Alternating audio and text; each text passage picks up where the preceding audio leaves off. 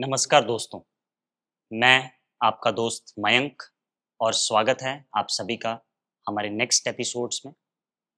आज के समय में जो समाज की हालत है, हम सभी जानते हैं, घर-घर में लड़ाई-झगड़ा हो रहा है, पॉलिटिकल पावर्स का मिसयूज़ हो रहा है, भाई की भाई से नहीं बन रही और भी बहुत सारी प्रॉब्लम्स जो समाज को घेरे हुए हैं। तो ऐसे समय में स्पिरिचुअलिटी का बहुत बड़ा रोल है।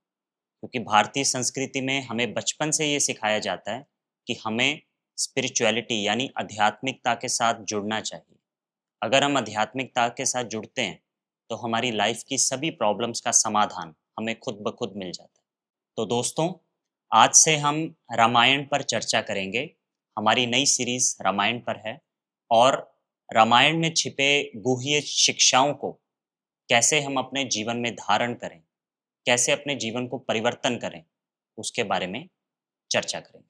तो हमेशा की तरह हमारे साथ हैं बीके डॉक्टर हिमांशु भाई। हिमांशु भाई जी, आपका स्वागत है। Thank you. ओम शांति ब्रदर। हिमांशु भाई, हमने बचपन से रामायण के बारे में बहुत सुना है, देखा भी है रामायण को बहुत बार टीवी पे। तो उसमें जो मुख्य शिक्षाएँ, जिनको हम अपने जीवन में ग्रहण करें, जिससे हमारा जीवन परिवर्तन हो, उसके बारे में आप हमारे दर्शकों को बताएँ, ताकि उन्हें बहुत कुछ सीखने को मिले।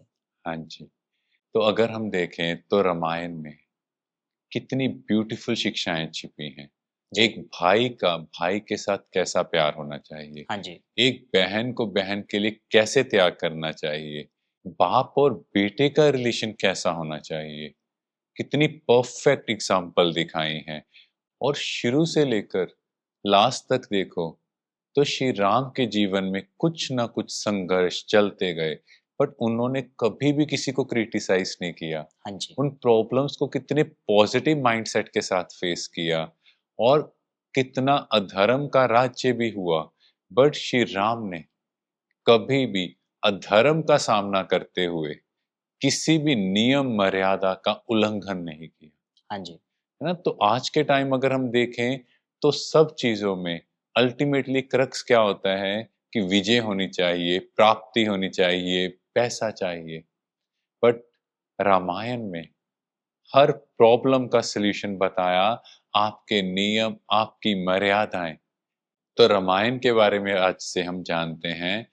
पहले तो अगर हम रामायण को संधि विच्छेद करते हैं तो राम प्लस आयन, आयन माना जर्नी। जी, तो जहां पर श्री राम की जर्नी, उनकी जीवन यात्रा के बारे में बताया गया, हाँ जी, वो है रामायण। और कहानी की शुरुआत होती है अयोध्या के राजा दशरथ से। अयोध्या मीन्स जहां युद्ध नहीं हो सकता। अब आज के समय हम देखें तो युद्ध कौन-कौन से चल रहे हैं?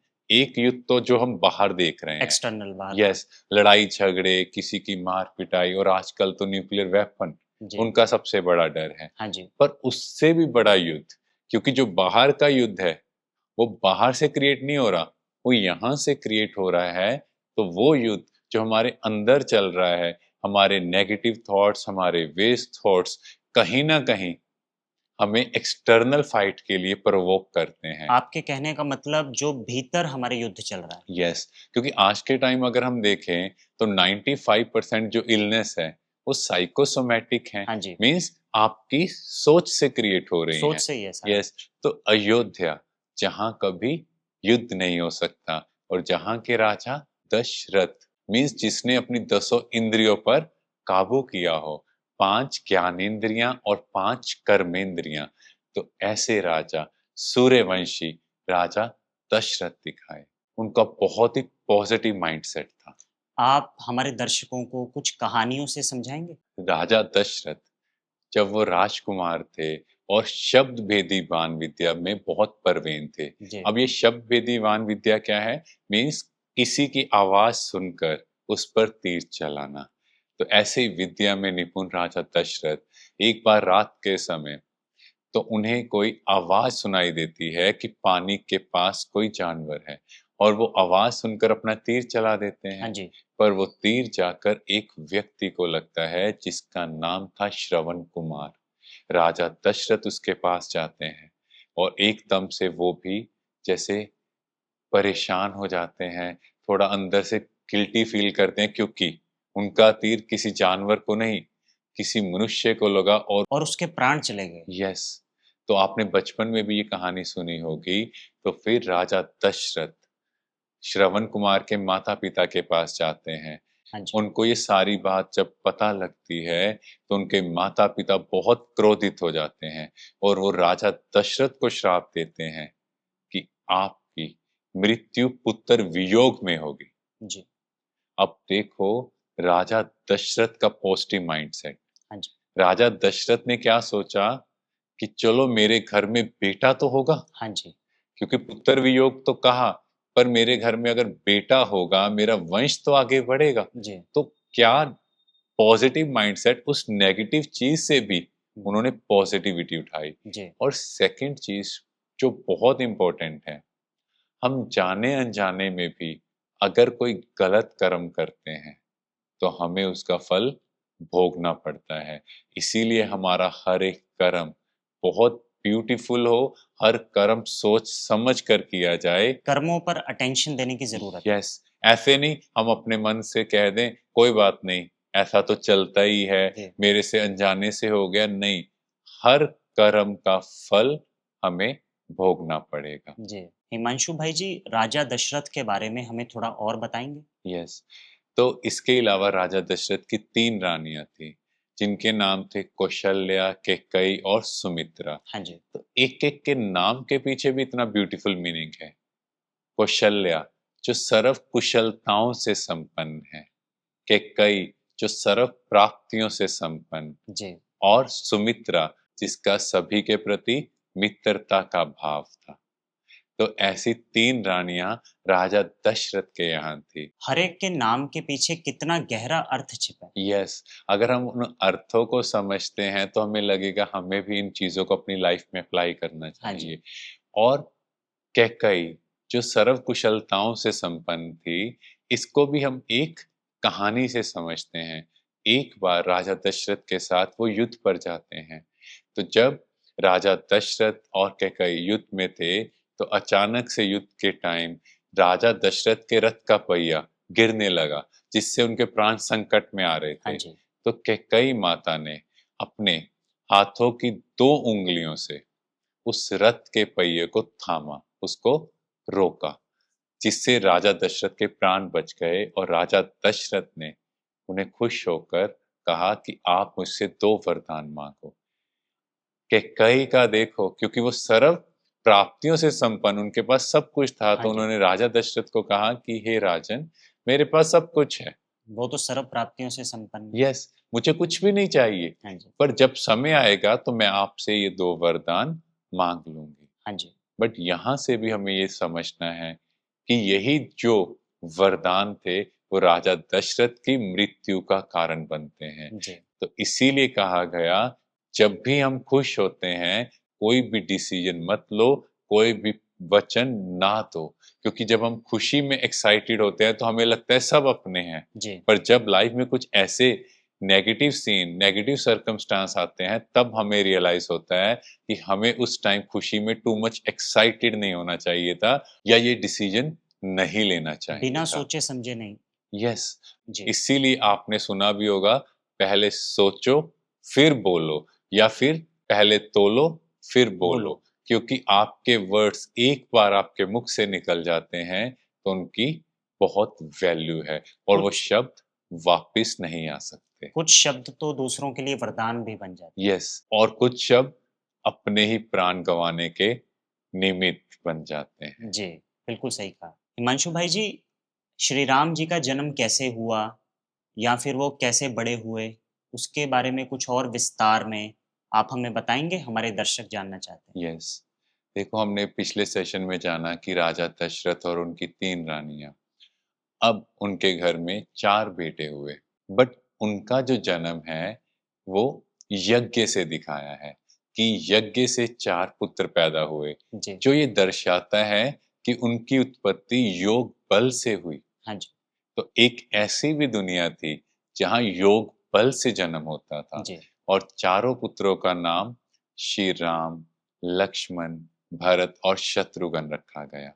अगर हम उनके पीछे भी छिपे हुए ब्यूटीफुल मीनिंग को जाने, जी, श्री राम जो विवेक का, ज्ञान का प्रतीक है, लक्ष्मण जो त्याग की मूर्ति रहे, हाँ पूरा जी। जीवन उन्होंने अपना श्री राम के लिए त्याग किया, त्याग में जी। या त्यागमय जीवन, भरत जो समर्पण भाव से भरपूर थे, हुँ, और शत्रुघ्न जो शत्रुओं का नाश करने वाले। तो अगर हम ब्रीफली समझें तो राजा दशरथ जो 10 इंद्रियों के मालिक, उनकी 3 रानियां, कौशल्या जो सर्व कुशलताओं से संपन्न, कैकेयी सर्व प्राप्तियों से प्राप्तियों से संपन्न, संपन्न, और सुमित्रा जिसका सबके प्रति मित्रता का मित्रता भाव। का भाव। तो ऐसा राजा और ऐसी रानियां, तो उनके घर बच्चे भी कैसे होंगे? परफेक्ट, परफेक्ट, है राइट। ना? जो त्याग, विवेक, समर्पण और सर्व शत्रुओं का नाश करने हाँ वाले, जी, ऐसी महान आत्माओं का राजा दशरथ के घर जन्म होता है। हाँ जी, और उनकी परवरिश भी वैसे ही होती है। और जब चारों पुत्र बड़े होते हैं, तो उनको शिक्षा के लिए गुरुकुल में भेजा जाता है, गुरु वशिष्ठ जी के पास। और यहाँ भी देखो राजा दशरथ को, क्योंकि उन्हें पता है कि गुरुकुल के अंदर भिक्षा मांगने का एक रिचुअल होता है, और उन्होंने कहा कि मेरे चारों बच्चे भी इस रिचुअल को पूरा करेंगे। जी, और तीनों रानियों के अंदर थोड़ा हलचल हुआ कि हमारे बच्चे भिक्षा मांगेंगे, हाँ क्योंकि जी, वो सर्व प्राप्तियों से संपन्न है, सब कुछ है उनके पास, पर हाँ वो जी। भिक्षा मांगने जाएंगे। हुँ, पर राजा दशरथ ने कहा कि नहीं, एजुकेशन जो है, शिक्षा जो है, वो सबके लिए एक समान होनी चाहिए। ऐसे नहीं कि राजा को अलग ट्रीटमेंट मिले जी, और आम प्रजा को अलग, रूल्स नहीं। तो बराबर हैं सबके। यस, आप सोचो कैसा पॉजिटिव माइंडसेट। और आज के समय हम देखें तो एक एजुकेशन के अंदर कितना डिफरेंस आ चुका हाँ जी, है ना? अमीरों के लिए अलग स्कूल हैं, गरीबों के लिए अलग स्कूल। जी, कहीं न कहीं एजुकेशन लेवल में भी डिफरेंस आ हाँ रहा जी, है। बिल्कुल। बट जो शिक्षा भारतीय संस्कृति में रही है, वो ये है कि सबको एक समान चांस दिया जाए, और फिर जिसके अंदर जैसा टैलेंट है, जी, वो उस शिक्षा को, उस नॉलेज को यूज़ करे और अपनी लाइफ में ग्रो करे। और राजा दशरथ ने ऐसा ही किया, जी, अपने बच्चों को गुरुकुल भेजा, वहाँ के सभी रिचुअल्स को पूरा कराया। और गुरु वशिष्ठ जी ने बच्चों को राजाई शिक्षाएँ भी दी, शास्त्रों की शिक्षा भी बताई, हाँ जी, और धर्म के अनुसार कैसे अपना जीवन व्यतीत करना है, एक आदर्श राजा को कैसा होना चाहिए, कैसे प्रजा से व्यवहार करना चाहिए, हाँ जी, ये सारी शिक्षाएँ बच्चों के अंदर कूट-कूट कर भरी। जी, तो जैसे ही बच्चों की शिक्षा पूरी होती है, हाँ जी, तो अपने राज्य में वापिस आ जाते हैं। अयोध्या में बहुत धूम-धाम से उनका स्वागत किया जाता है। जी। हिमांशु भाई जी, इसमें तो बहुत आनंद आ रहा है। हमारे दर्शकों को भी बहुत अच्छा लग रहा होगा। हिमांशु भाई जी, अब श्री राम और उनके भाई वापिस आते हैं, तो आगे क्या हुआ? तो इसके बाद बहुत सुखों से सब अपना जीवन व्यतीत कर रहे थे। तो एक दिन ऋषि विश्वामित्र जी राजा दशरथ के पास आते हैं। जी, विश्वामित्र अर्थात जिनके अंदर विश्व के लिए मित्रता का, बंधुत्व का भाव हो, जी, ऐसे महान ऋषि, रि- ब्रदरहुड। यस, ऋषि विश्वामित्र जी राजा दशरथ के पास एक रिक्वेस्ट लेकर आते हैं, और वो कहते हैं कि मुझे श्री राम चाहिए। तो राजा दशरथ पूछते हैं कि उन्हें किस वजह से श्री राम चाहिए। तो ऋषि विश्वामित्र जी उन्हें पूरी बात बताते हैं कि जहां पर ऋषि मुनि हुँ, यज्ञ कर रहे हैं, हुँ, वहां पर कुछ असुर लोग विघन डाल रहे हैं। वो लोग हड्डियां उस यज्ञ में डाल रहे हैं। ऐसे असुरों का विनाश करने के लिए श्री राम चाहिए। हाँ जी, और उनमें जो मेन असुर है वो है ताड़का। ताड़का। यस, तो राजा दशरथ अपने पुत्र मोह में आकर कहते हैं कि ये तो छोटे से बच्चे हैं, हाँ जी, ये कैसे उन असुरों का नाश करेंगे। तो इस पर ऋषि विश्वामित्र जी थोड़ा क्रोधित हो जाते हैं, और वो कहते हैं कि तुम इनके अंदर की छिपी हुई शक्ति को नहीं जानते, तुम नहीं जानते कि तुम्हारे घर में किसने जन्म लिया है, हाँ ये जी, कौन सी महान आत्माएं हैं। तो ऐसा करके जब वो राजा दशरथ को थोड़ा डांटते हैं और बोलते हैं, तो राजा दशरथ इमीडिएटली कहते हैं ठीक है, आप श्री राम को ले जाओ। पर जैसे ही श्री राम के जाने की बात आती है, तो उनके प्राण प्यारे लक्ष्मण जी भी कहते हैं कि मैं भी आपके साथ हाँ चलूंगा। जी, तो दोनों ऋषि विश्वामित्र जी के साथ असुरों का नाश करने के लिए रेडी हो जाते हैं। पर यहाँ पर एक बहुत ब्यूटीफुल मैसेज जो हमें समझना है। जी, देखो, राजा दशरथ कितने महान राजा, हाँ जी, पर उनके अंदर भी पुत्र मोह पैदा हो गया।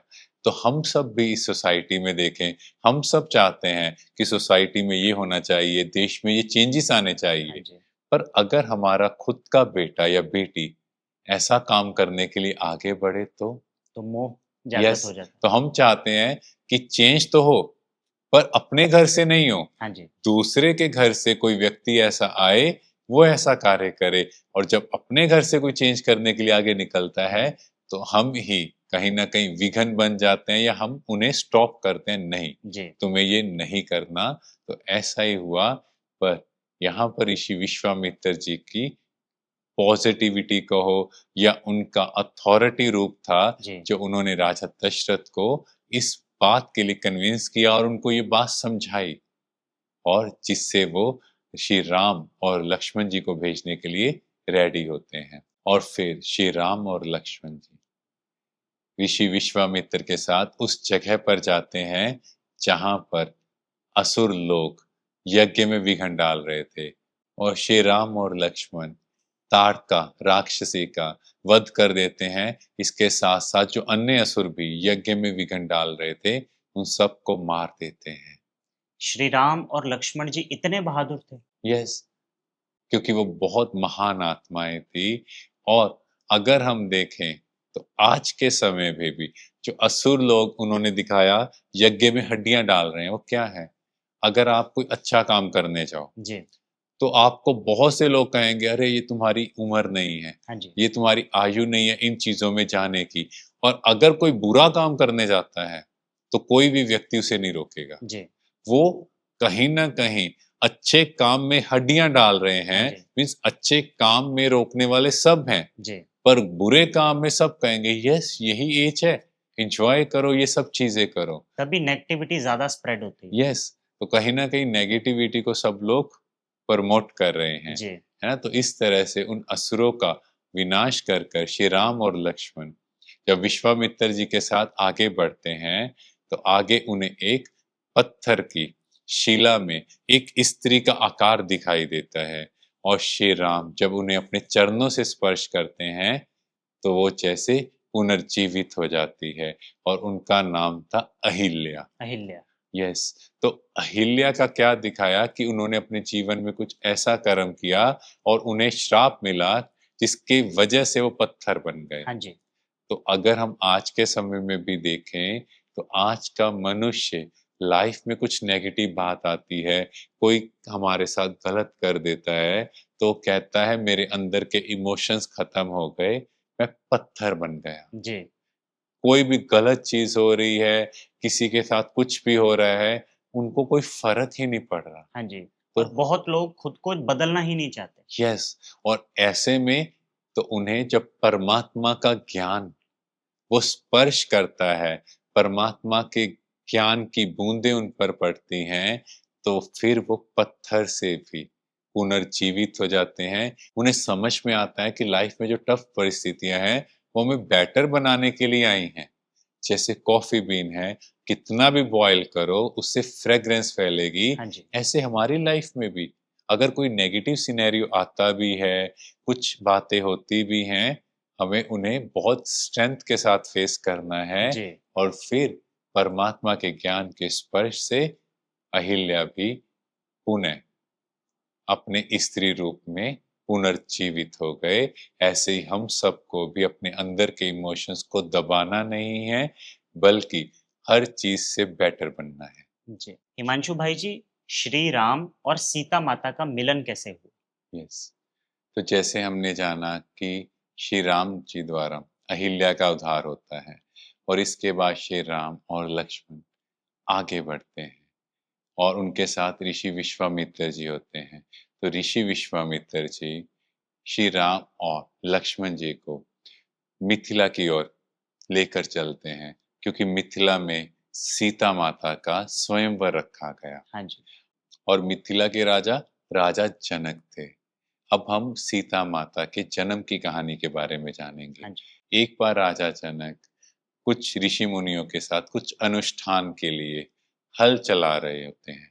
तो जैसे ही वो हल चला रहे थे, तो बीच में उनका हल रुकता है क्योंकि आगे लगा कोई चीज है, और वह धरती जब खोदी गई तो वहां से एक बॉक्स निकलता है, और उस बॉक्स के अंदर से एक नन्ही सी बच्ची निकलती है।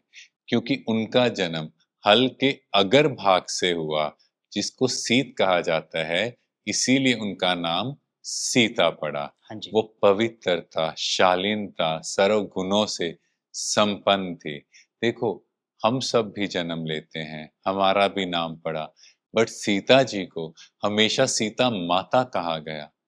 उनके अंदर ऐसा भाव था, वो गुणों में इतने संपन्न थे, वो सर्व शक्तियों से इतने संपन्न थे, उनका जीवन इतना आदर्श रहा, इसीलिए उन्हें सीता माता कहा गया, हाँ जी। और उन्हें धरती की पुत्री कहा गया क्योंकि उनका जन्म धरती माँ की गोद से दिखाया गया।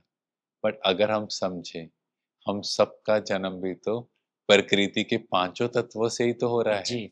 5 एलिमेंट्स। यस, पर सीता माता में ऐसी विशेषताएं थी, ऐसे गुण थे, जो उनका आज तक गायन सीता माता के रूप में हुआ। हाँ जी। बट जो स्वयंवर था, वहां एक कंडीशन रखी थी, एक शर्त थी कि जो भी शिव धनुष को उठाएगा और उस धनुष पर प्रत्यंशा चढ़ाएगा, उसी से सीता माता का विवाह होगा। हाँ जी। और वहां पर कोई भी राजकुमार शिव धनुष को उठा तक नहीं पाया। जी। और जब श्री राम और लक्ष्मण जी भी विश्वामित्र जी के साथ वहां उपस्थित थे, तो वो भी ये सब नजारा देख रहे थे। और वहां सभा में ये घोषणा भी की गई कि क्या यहाँ पर एक ऐसा भी राजकुमार नहीं है हाँ जी। जो इस धनुष को उठा सके? कोई ऐसा बलशाली नहीं बचा। तो लक्ष्मण जी को ये सुनकर थोड़ा सा क्रोध आता है, और वो कहते हैं कि मेरे भाई श्री राम ये काम बहुत आसानी से कर सकते हैं। तो तब श्री राम जी बहुत आसानी से वो शिव धनुष को भी उठा लेते हैं, और उस पर प्रत्यंशा भी चढ़ाते हैं। पर जब प्रत्यंशा चढ़ा रहे होते हैं, तो शिव धनुष टूट जाता है, हाँ जी। और श्री राम सीता माता के स्वयंवर की जो भी कंडीशन थी, शर्त थी, उसको पूरा कर हाँ देते जी। हैं। और अगर हम देखें तो सीता माता पवित्रता की देवी, हाँ जी। और श्री राम जो ज्ञान और विवेक से परिपूर्ण थे, हाँ जी। तो उनका स्वयंवर तो होना ही था। और इसको अगर हम आज की लाइफ से अपना कोरिलेट करें, तो शिव धनुष को तोड़ा मीन्स अहंकार को तोड़ना। क्योंकि जिस व्यक्ति ने अपने अहंकार को तोड़ा है, वही व्यक्ति सीता माता जैसी पवित्र देवी से विवाह कर सकता है। मीन्स जब तक अहंकार नहीं खत्म होगा, तब तक पवित्रता नहीं आ सकती। या यूं कहें कि जिसमें अभिमान होगा, उसको छोटी छोटी बातों में फीलिंग आएगी, उसके वेस्ट थॉट चलेंगे, नेगेटिव थॉट चलेंगे, वो बार बार हर्ट फील करेगा। और जहां पे नेगेटिविटी है, हर्ट की फीलिंग है, ईर्ष्या, घृणा, द्वेष है, वहां प्योरिटी आ ही नहीं सकती। हाँ सो जी। प्योरिटी मीन्स कि आपके एक एक थॉट के अंदर इतना प्योर भाव हो, इतना समदृष्टि का भाव हो कि सभी एक समान है, कोई कैसा भी कर रहा है। जी। और श्री राम अपना पूरा जीवन उन्होंने ऐसा बिताया कि पूरे जीवन में हर एक के प्रति प्रेम भाव रखा, हमेशा मित्रता का भाव रखा। इसीलिए सीता माता जैसी पवित्र देवी उनकी धर्म पत्नी बने। इसके बाद स्वयंवर में परशुराम जी प्रवेश करते हैं। सारी सभा में हाहाकार मच जाता है, क्योंकि परशुराम जी बहुत क्रोधित थे, और वो सभा में आकर पूछते हैं कि किसने शिव धनुष को तोड़ा, मेरे आराध्य का धनुष तोड़ा है। और सारी सभा एकदम मौन में चली जाती है। पर लक्ष्मण जी को बहुत क्रोध आता है। वो कुछ शब्द ऐसे बोलते हैं जिसे परशुराम जी का क्रोध और बढ़ जाता है। पर श्री राम यहाँ पर देखो, बहुत प्रेम भरे शब्दों से परशुराम जी को सब बताते हैं, और बहुत प्रेम से कहते हैं कि मेरा तो नाम सिर्फ राम है, और आपके इतने बड़े नाम में मेरा तो छोटा सा नाम है। हाँ जी। तो ऐसे जब मीठे शब्दों से बात करते हैं तो परशुराम जी का क्रोध शांत हो जाता है और वो भी श्री राम और सीता माता को आशीर्वाद देते हैं। हाँ जी। मीन्स देखो, ऐसी परिस्थिति जहां सब लोग डर रहे थे, सबको पता था कि परशुराम जी का क्रोध ऐसा है कि वो पूरे क्षत्रिय कुल का नाश कर देंगे। जी। श्री राम जी ने अपने मीठे और प्यारे शब्दों से क्या किया? उनके क्रोध को शांत कर दिया। तो यहाँ से हम भी देखें, हमारी लाइफ में ऐसी बातें आती हैं जहाँ सामने वाला क्रोधित होता है, हाँ जी। उसके बाद हमारा ईगो बढ़ जाता है और हम क्रोध में आकर उनका क्रोध और बढ़ा देते हैं और फिर हम कहते हैं मेरे साथ ऐसा क्यों? ये तो होना ही था, ग्रह नक्षत्रों में ऐसा लिखा, जी। पर नहीं। अपने मीठे स्वभाव, अपने मीठे शब्दों और अपने सेल्फ कंट्रोल से हम ऐसी सिचुएशंस को भी बहुत ईज़िली टैकल कर सकते हैं। ऐसी सिचुएशंस को भी ओवरकम कर सकते हैं, बट कंडीशन है हमारे अंदर का मैंपन या हम अहंकार कहें, ईगो कहें, जब तक वो खत्म नहीं वो खत्म होती, नहीं होगी। तब तक हम अपने क्रोध पर विजय प्राप्त नहीं कर सकते। हाँ जी। हिमांशु भाई जी, कितना ब्यूटीफुल बताया आपने श्री राम और सीता माता के स्वयंवर के बारे में। मन तो करता है इसे बार-बार सुनते रहें। बहुत कुछ हम सभी को सीखने के लिए मिला। हिमांशु भाई जी, आप हमें ये बताएँ, जैसे रामायण के बारे में हमने बहुत बार सुना है, देखा भी है, मगर इतनी गहराई में हम जाएँगे, इतना कुछ सीखेंगे, ये हमने कभी सोचा भी नहीं था। यस, वो तो है ही है, क्योंकि स्पिरिचुअलिटी को अगर हम ध्यान से देखें या समझें, थोड़ा उसमें टाइम लगाते हैं, हाँ जी। तब हमें समझ में आता है कि भारतीय संस्कृति कितनी महान है। बिल्कुल, बहुत महान। यस, क्योंकि हमने उस तरफ ध्यान नहीं दिया, तो शायद हम उस तरफ फोकस नहीं कर पाए। भाई जी, श्री राम और सीता माता के स्वयंवर से जुड़ी और बातें विस्तार में हमें बताएँ। यस, तो श्री राम और सीता माता के स्वयंवर के बारे में राजा दशरथ को भी निमंत्रण दिया जाता है, उनको भी ये मैसेज दिया जाता है कि कैसे-कैसे ये सब चीज़ें हुई। हाँ जी। तो बहुत ही खुशी का माहौल होता है, अयोध्या में भी और मिथिला में भी। तो राजा दशरथ, तीनों रानियाँ और सभी पुत्र मिथिला में पहुँचते हैं। हाँ तो जी। सीता माता और उनकी 3 बहनें और थी और ऐसे ही श्री राम और उनके 3 भाई। जी। तो चारों भाइयों का और चारों बहनों की शादी का कार्यक्रम होता है। बहुत ही हर्षोल्लास था और इस कार्यक्रम के बाद चारों ही पुत्र अपने माता-पिता के साथ, अपनी चारों धर्मपत्नियों के साथ अयोध्या में प्रवेश करते हैं। जी। तो श्री राम और उनके भाई जब अयोध्या में अपनी धर्मपत्नियों के साथ जाते हैं, तो बहुत ही हर्षोल्लास, अयोध्या का माहौल बहुत ही सुखमय, प्रजा भी बहुत खुश। तो उसके बाद राजा दशरथ श्री राम के राज्याभिषेक की घोषणा करते हैं कि श्री राम को अयोध्या का नेक्स्ट राजा बनाया जाए हाँ जी। और सीता माता को रानी बनाया जाए। बट इसके बीच में मंथरा, जो कैकेयी माता के मन में व्यर्थ की बातें भरना स्टार्ट करती है, उनके मन में श्री राम के प्रति थोड़ा नेगेटिव भाव क्रिएट करती है। पर कैकेयी माता का श्री राम के साथ बहुत प्रेम था और वो इन बातों को इग्नोर करती है।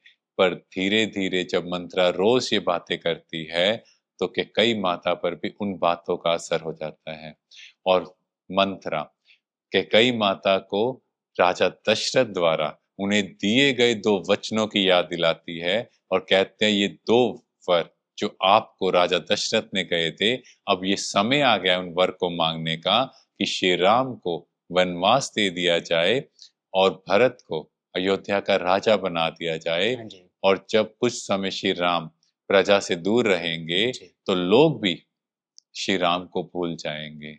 और फिर मंथरा की इन बातों का जब कैकेयी माता पर असर हुआ, तो कैकेयी माता राजा दशरथ को उनके द्वारा दिए गए दोनों वरदानों की याद दिलाती है और अपनी दोनों शर्तें राजा दशरथ के आगे रखती हैं। पहली शर्त कि श्री राम को 14 वर्षों का वनवास दिया वनवास। जाए और दूसरी कि भरत का राज्याभिषेक किया जाए और उसी को अयोध्या का राजा बनाया हाँ जाए। जी।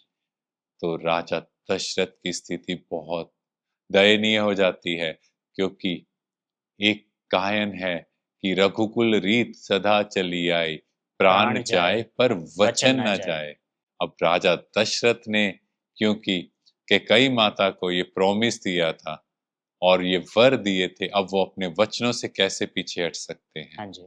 बट यहाँ से एक बहुत ब्यूटीफुल मैसेज, ये मंथरा कौन है जो व्यर्थ का मनन चिंतन करते हैं। आज के समय पर हम देखें, हमने अपनी सराउंडिंग्स को किन लोगों के साथ रखा है। ऐसे बहुत सारे मनुष्य हैं जो यस, व्यर्थ का चिंतन। बिल्कुल। और हम लोग बोलते भी हैं कि नहीं, मेरे पे उन बातों का असर नहीं होता, वो कुछ भी कहता रहे, मुझे कोई फर्क नहीं पड़ता।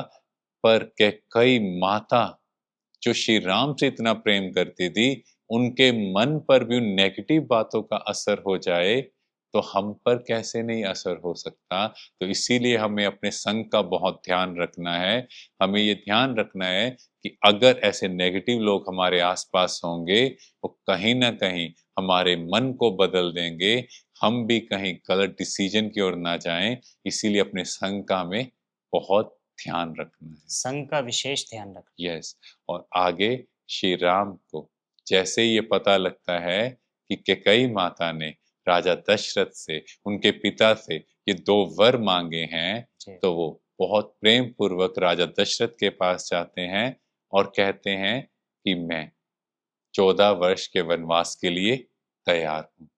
अब राजा दशरथ ने जैसे ये बात सुनी, तो इनका हृदय, आप सोचो, एक बाप का हृदय हाँ जी। जो उसके प्राणों का टुकड़ा हो, जी। उसके प्राण हो, और वो उससे 14 वर्ष के लिए दूर जा रहा हो जी। और वनवास के लिए। तो यहाँ श्री राम जी का बड़प्पन देखो। आज के समय मनुष्य क्या कर रहा है? ओल्ड एज होम बना रहा है, जहाँ बूढ़े माता-पिता की केयर नहीं है, उनको ओल्ड एज होम में रखा जा रहा है। जी। वहाँ श्री राम अपने पिता के वचनों की पूर्ति के लिए बिल्कुल। अपने सभी सुखों साधन का त्याग कर रहे हैं, हाँ जी। 14 वर्ष के लिए वनवास जाने के लिए भी तैयार हैं। बिल्कुल, बिल्कुल। तो सोचो क्या पॉजिटिव माइंडसेट था, क्या महान श्री राम रहे हैं, जो एक बार भी नहीं सोचा कि मैं जंगल में जाऊँगा, कहाँ मैं राजा बनने वाला था। हुँ। नहीं, कितना महान व्यक्तित्व है। यस, कितना महान त्याग उन्होंने दिखाया। ऐसे श्री राम जी के महान व्यक्तित्व को हम बार-बार नमन करते हैं। ये तो बहुत ही ब्यूटीफुल मैसेज है कि यस, एक आदर्श बेटा कैसा होना चाहिए। बिल्कुल। श्री राम जी से सीखना चाहिए। बहुत ही अलग खुशी का अनुभव हो रहा है। भाई जी, श्री राम को जैसे वनवास दिया गया, तो फिर आगे क्या हुआ? यस। तो जैसे ही श्री राम जी ने वनवास के लिए कहा कि मैं वनवास पर जाऊंगा, हुँ। और सीता माता को ये बात पता लगती है, तो सीता माता कहते कि मैं भी आपके साथ जाऊंगी। हाँ जी। तो श्री राम उन्हें मना करते हैं कि नहीं, वनवास के लिए मुझे कहा गया है। तो सीता माता कहते हैं कि हमारा जब विवाह हुआ, तो हमारा जन्म जन्म का साथ है, हाँ जी। आप चाहे कहीं भी रहेंगे, मैं आपके साथ रहूंगी। तो श्री राम सीता माता को साथ ले जाने के लिए मान जाते हैं। यहाँ पर कितना ब्यूटीफुल मैसेज है कि एक आदर्श पत्नी कैसी होनी चाहिए। जैसे पिछले सेशन में हमने जाना कि एक आदर्श बेटा कैसा होता है, तो आज हम जाने एक आदर्श पत्नी कैसी है। हाँ जी। क्योंकि आज के समय में कुछ बात, कुछ प्रॉब्लम होती है, तो इमीडिएटली क्या कहते हैं, भाई तुम जाओ, तुम वहां रहो, हाँ जी। मैं नहीं जाऊंगी। या फिर कहेंगे ये चीज मुझे चाहिए, अगर आप मुझे ये दिला सकते हो तो ठीक है, नहीं तो हम अलग हो जाते हैं। हमारे रास्ते अलग आए। यस। और छोटी सी बात में डाइवोर्स के लिए भी रेडी हो जाते हैं। बिल्कुल, conflict, yes. Divorce, relationship problems. हाँ, और देखो छोटी सी बात होती है, वहां पर इतना बड़ा प्रॉब्लम क्रिएट हो जाता है। हुँ। पर यहाँ पर तो सोचो, सीता माता रानी बनने वाली हैं, हुँ। कैसे महलों में पले बड़े हैं, और वनवास में वो भी एक दिन के लिए नहीं जाना, हाँ जी। 14 वर्ष वहां श्री राम के साथ जा रहे हैं। पर उनका माइंडसेट सोचो, उनके अंदर की पवित्रता सोचो। कितने डाउन टू अर्थ। यस, कि वो अपने पति के लिए सब कुछ त्याग करने के लिए रेडी हैं। और इसके बाद लक्ष्मण जी को ये पता लगता है कि कैकेयी माता ने श्री राम को 14 वर्ष के लिए वनवास भेजना है, तो लक्ष्मण जी श्री राम के पास जाते हैं और बहुत क्रोधित हो जाते हैं। जी। और वो क्रोध में आकर कैकेयी माता को कैकेयी ये शब्द यूज करते हैं, और श्री राम लक्ष्मण जी को उसी समय रोकते हैं, कहते हैं कि हे लक्ष्मण, तुम्हारा अपने शब्दों पर कंट्रोल होना चाहिए। तुमने उनको कैकेयी माता से कैकेयी कैसे बोला, हाँ वो जी। तुम्हारी माँ है। मीन्स कितना ब्यूटीफुल मैसेज है जी। कि आपको कितना भी क्रोध आ जाए, कितना भी आपके अंदर गुस्सा हो, पर आपका आपके शब्दों पर कंट्रोल होना बहुत चाहिए, ज़रूरी है। क्योंकि वो माँ है और माँ ने कुछ भी किया, बच्चे को उसे एक्सेप्ट करना चाहिए। और माँ का दर्जा तो बड़ा ही होता है ना। यस, पर फिर भी जब ऐसे गलत चीज़ें होती हैं, तो हम सब देखते हैं, क्रोध आ जाता है, पर लक्ष्मण जी को श्री राम जी ने कितना ब्यूटीफुल मैसेज दिया। हाँ जी। और फिर लक्ष्मण जी कहते हैं कि मैं भी आपके साथ वनवास में चलूँगा। श्री राम उन्हें मना करते हैं, तो लक्ष्मण कहते हैं, नहीं, मैं आपके साथ, आपका साया बनकर आपकी सेवा में रहूँगा। जी। तो यहाँ पर सोचो, हुँ। कितना बड़ा त्याग एक भाई का भाई के लिए है। और आज के समय में देखो, एक भाई दूसरे भाई पर केस कर देता है प्रॉपर्टी के लिए। जी। एक भाई कहता है मैं कमा रहा हूँ और तुम्हें खिला रहा हूँ, हाँ जी। ये कब तक चलेगा? और देखो रामायण में श्री राम और लक्ष्मण का कैसा प्यार, बिल्कुल। एक भाई दूसरे भाई के लिए सब कुछ छोड़ने के लिए तैयार है। कितना त्याग। यस, तो देखो एक आदर्श भाई भी कैसा होना हाँ चाहिए, जी। इसका भी परफेक्ट एग्जाम्पल रामायण हमें सिखाती है। हाँ जी। और फिर उर्मिला, जो लक्ष्मण जी की धर्म पत्नी, तो उर्मिला भी कहते हैं कि हे पति देव, मैं आपके साथ चलूंगी। हाँ जी। और लक्ष्मण जी उन्हें कहते हैं कि मेरा तुम्हें ये आदेश है कि तुम यहीं रुकोगी, सभी माताओं का, सभी का ख्याल रखोगी। और उर्मिला भी इसके लिए तैयार हो जाते हैं। जी। और उर्मिला का त्याग भी यहाँ देखो, अपने पति को उनके भाई के साथ जाने दिया, 14 वर्षों तक अपने पति से दूर रहे। और अपनी बहन के लिए भी कितना प्यार है हाँ जी। कि सीता माता भी चाह रहे हैं, पर कहा कि नहीं, मैं घर में रुकूंगी और सबका ख्याल रखूंगी। जी। तो यहाँ पर एक आदर्श पत्नी और एक आदर्श बहन कैसी होनी चाहिए, बहन का बहन के साथ कैसा प्यार होना चाहिए, हाँ जी। कितना ब्यूटीफुल मैसेज है। आज के समय एक बहन की दूसरी बहन से नहीं बनती, अपने बच्चों को उनके बच्चों से कंपैरिजन में, बिल्कुल। फाइनेंशियल स्टेटस में इतना फँसा देते हैं, इतना जेलस भाव हो जाता है कि हम देखते हैं कि एक-दूसरे के फंक्शंस में भी वो खुशी नहीं है। और एक-दूसरे से बात भी नहीं करते। यस, और कहाँ देखो रामायण, हुँ। क्या चीज़ें, हुँ। क्या बातें हमें सिखा रही हैं। और इसके बाद श्री राम, लक्ष्मण और सीता माता, जो सन्यासियों का ड्रेस होता है, उनके जैसे कपड़े होते हैं, उन कपड़ों को धारण करते हैं और फिर अपने पिता और तीनों माताओं से वनवास में जाने की आज्ञा माँगते हैं। राजा दशरथ की स्थिति बहुत ही दयनीय है। वो अंदर से और बाहर से बहुत रुदन कर रहे थे कि मेरे इन वचनों की वजह से आज मेरे बेटे के साथ क्या हो रहा हाँ है। जी। पर फिर भी श्री राम बहुत स्नेहपूर्वक अपने प्राण प्यारे लक्ष्मण जी और सीता माता के साथ प्रस्थान करते हैं। जी। तो जैसे ही तीनों अयोध्या से बाहर चलने लगते हैं, क्योंकि जिस राज्य से विवेक अर्थात श्री राम, पवित्रता अर्थात सीता माता हाँ जी। और लक्ष्मण माना त्याग, तो जहाँ से विवेक, त्याग और पवित्रता पवित्रता। चली जाए, तो वहाँ दशरथ, जिसका अपनी 10 इंद्रियों पर कंट्रोल था, उनका भी कंट्रोल खत्म हो जाता है।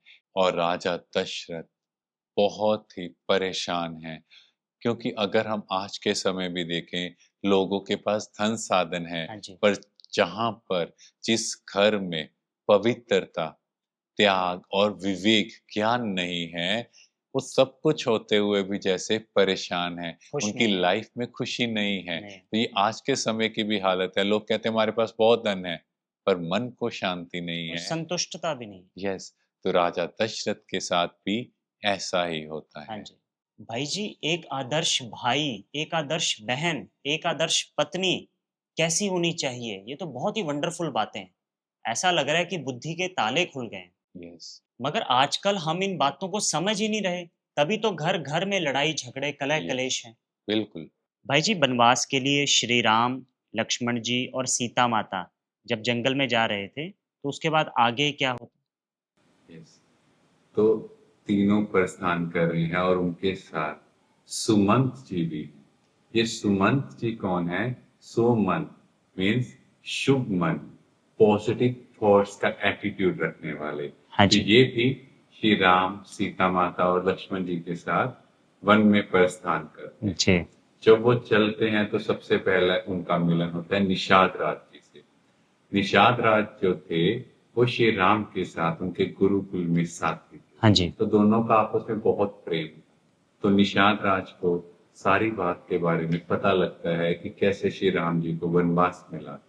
तो उनके मन में थोड़ा क्रोध आता है और वो कुछ शब्द कई माता के लिए बोलते हैं। पर श्री राम वो कहते हैं आपको कोई राइट नहीं है मेरी माँ के बारे में ऐसे बोलने का। हाँ जी। यहाँ कितना ब्यूटीफुल मैसेज है कि बाहर के व्यक्ति को, चाहे मेरे घर में कुछ भी चल रहा है, उनको बोलने का राइट नहीं होना चाहिए। क्योंकि हम बिल्कुल। देखते हैं घर में छोटी सी बात है, पर बाहर के लोग उन बातों को इतना विस्तार में फैला देते हैं और हमारे घर में भी आकर इंटरफियर करते हैं। जी। पर श्री राम जी ने इमीडिएटली निषाद राज को रोका और कहा आपको ऐसा नहीं बोलना। हाँ जी। तो हम सबकी भी ड्यूटी है कि हमारे घर के बारे में, परिवार के बारे में बाहर का कोई व्यक्ति आकर कुछ बात करे, सो इमीडिएटली स्टॉप। स्टॉप। इसके बाद निषाद राज जी बहुत प्रेम से श्री राम, सीता माता और लक्ष्मण जी का स्वागत करते हैं और उन्हें बहुत प्रेम पूर्वक बैठने के लिए स्थान देते हैं। तो निषाद राज श्री राम को कहते हैं कि आप भी ऐसा क्यों नहीं करते कि यहाँ का राज्य आप संभालें, 14 वर्ष के बाद जब आपका वनवास पूरा हो जाए तो फिर आप वापस चले जाना। हाँ जी। पर श्री राम कितने महान व्यक्तित्व के धनी थे, वो कहते हैं कि मैंने अपने पिता को ये वचन दिया है कि मैं वनवास में जा रहा हूँ और कंद मूल फल फूल ही ग्रहण करेंगे, इसके अलावा कुछ भी ग्रहण नहीं करेंगे, नंगे पांव ही चलेंगे। इतना महान व्यक्तित्व, हाँ जी। कोई वहां पर उनको जानने वाला भी नहीं और वो वहां आराम से निषाद राज जी के यहाँ रह सकते हैं, एक राजा की लाइफस्टाइल को भी वो वहां जी सकते हैं। जी। पर श्री राम जी उन्होंने कहा नहीं, मैंने वचन दिया है। मीन्स उनके लिए वो वचन हाँ जी। कितने इम्पोर्टेंट है।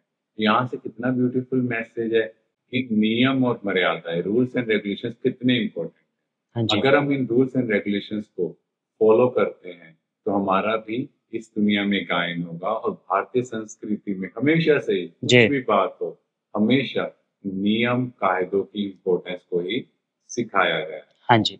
और श्री राम ने निषाद राज को कहा कि कल सुबह मुझे यहाँ से प्रस्थान करना है और आज की रात हम जमीन पर ही सोएंगे। हाँ जी। ऐसा नहीं कोई राजाई ठाट बाट के साथ रहना है, बिल्कुल सिंपल, क्योंकि उनका वनवास अब शुरू हो चुका है। जी। और अगली सुबह तो श्री राम, लक्ष्मण और सीता माता अगले दिन सुबह चित्रकूट के लिए प्रस्थान करते हैं। हाँ जी। और श्री राम सुमंत को कहते हैं कि आप वापस चले जाओ, क्योंकि वो कहते हैं कि राजा दशरथ के पास सुमंत का होना बहुत जरूरी है। जी। क्योंकि वैसे ही दशरथ की स्थिति बहुत दयनीय है, तो उनके साथ अगर सुमंत होंगे मीन्स पॉजिटिव थॉट्स होंगी।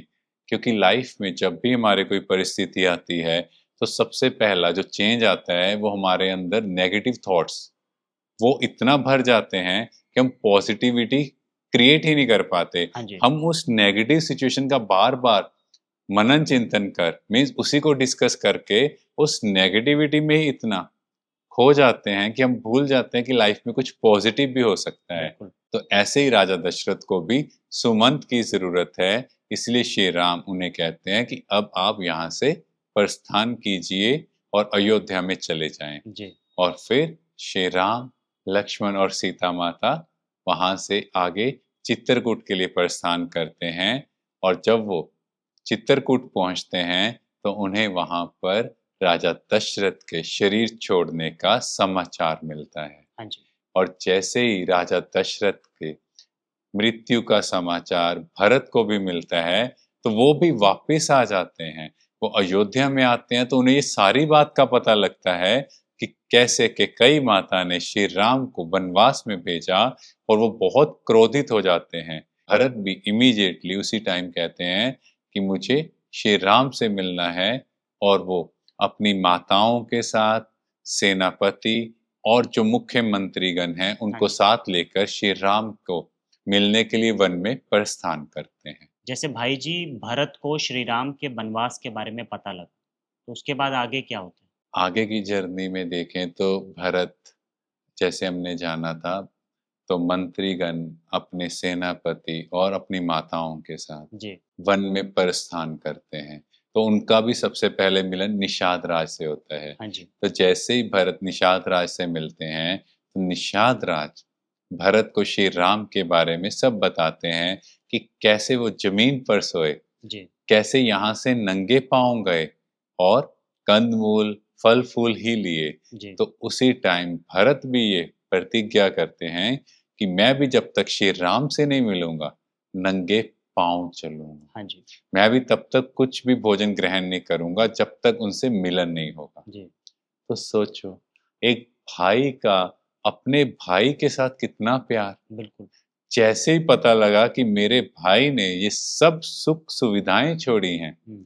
भारत ने भी उनका त्याग कर दिया। बिल्कुल। और आज के समय अगर देखें तो एक भाई कैसा भी फाइनेंशियल स्टेटस में हो, दूसरा भाई क्या कहेगा?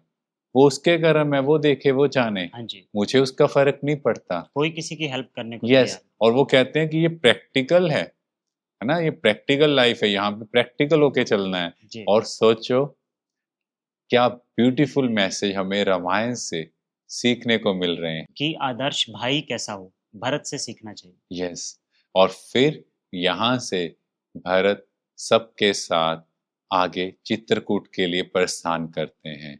और जैसे ही वो चित्रकूट पहुँचते हैं, तो भरत को लक्ष्मण जी ने देखा, तो लक्ष्मण जी को क्रोध आ गया। जी। उन्होंने कहा कि मैं अपने बाण से इस भरत को मार दूँगा। पर श्री राम कहते हैं, पहले उनकी बात को तो सुनो, जी। क्रोध में आकर तुम कुछ अनर्थ मत कर देना। हाँ जी। और जैसे ही भरत आगे बढ़ते हैं, वो श्री राम को मिलते हैं, तो श्री राम के चरणों में गिर जाते हैं जी। और उन्हें निवेदन करते हैं कि आप वापिस चलें। हाँ जी। जैसे ही लक्ष्मण ये शब्द सुनते हैं, तो उनका मन पश्चाताप से भर जाता है कि क्रोध में आकर अगर उन्होंने वो तीर, वो बाण चला दिया होता, तो आज अनर्थ हो गया होता। तो यहाँ से कितना ब्यूटीफुल मैसेज है हाँ जी। कि कई बार हम क्रोध में आकर कुछ ऐसे डिसीजन ले लेते हैं, फिर बाद में हमें फील होता है नहीं, ये तो गलत हो गया। गलत हो गया। और श्री राम ने क्योंकि कितने प्यार से बोला कि पहले बात को तो समझो, बिल्कुल। क्योंकि श्री राम को बहुत ही स्टेबल माइंड दिखाया है। जी। और इसके बाद भरत अपनी माताओं, मुख्य मंत्रीगण और सेनापति के साथ बैठते हैं श्री राम के साथ, जी। और उनको सब निवेदन करते हैं कि आपको वापस चलना चाहिए। तो श्री राम सबकी बात सुनते हैं। वो कहते हैं, एक तरफ आप सबकी राय है, आप सबका निवेदन है, और दूसरी तरफ मेरे पिता के वचन हैं। तो अब एक आदर्श व्यक्ति को, एक मर्यादा पुरुषोत्तम राजा को हाँ जी। कैसे करना चाहिए, ये श्री राम ने कहा। श्री राम ने वहां करके दिखाया। उन्होंने कहा कि हे भरत, तुम मेरी चरण पादुकाओं को ले जाओ, आप इन्हीं को सिंहासन पर रख लो। आप ये समझना कि मैं ही राज्य कर रहा हूँ, और जब भी कोई बात आए, कोई परिस्थिति आए, तो आप इन मुख्य मंत्रीगण से, इन ऋषि मुनियों से सजेशन ले सकते हो। ये आपको गाइड करेंगे, क्योंकि मैंने अपने पिता को वचन दिया है, हाँ जी। और मैं अपने वचन का उल्लंघन नहीं कर सकता, क्योंकि रघुकुल रीत सदा चली आए, प्राण प्राण जाए, जाए पर वचन ना वचन जाए। ना जाए। मतलब मेरे पिता ने चाहे शरीर छोड़ दिया है, पर ये वचन हमेशा कायम रहेंगे। यहाँ से भी कितना ब्यूटीफुल मैसेज है कि जो एक पॉजिटिव माइंडसेट वाला व्यक्ति है, वो हर सिचुएशन से, हर प्रॉब्लम से भी कोई ना कोई सोल्यूशन ढूंढ लेता है। जैसे श्री राम ने भी देखो इस प्रॉब्लम से कितना ब्यूटीफुल सोल्यूशन ढूंढ लिया, जी, और भरत उन चरण पादुकाओं को अपने सिर पर रखकर सबके साथ वहां से वापिस चलते हैं। और श्री राम लक्ष्मण और सीता माता के साथ ये निर्णय करते हैं कि अयोध्या वासियों को ये पता है कि हम लोग चित्रकूट में हैं, तो वो बार बार यहाँ आते रहेंगे हाँ जी, और हमें बार बार डिस्टर्ब करते रहेंगे। तो इसीलिए वो डिसाइड करते हैं कि हमें यहाँ से आगे चलना चाहिए, हम यहाँ से पंचवटी में जाकर निवास जी, करेंगे।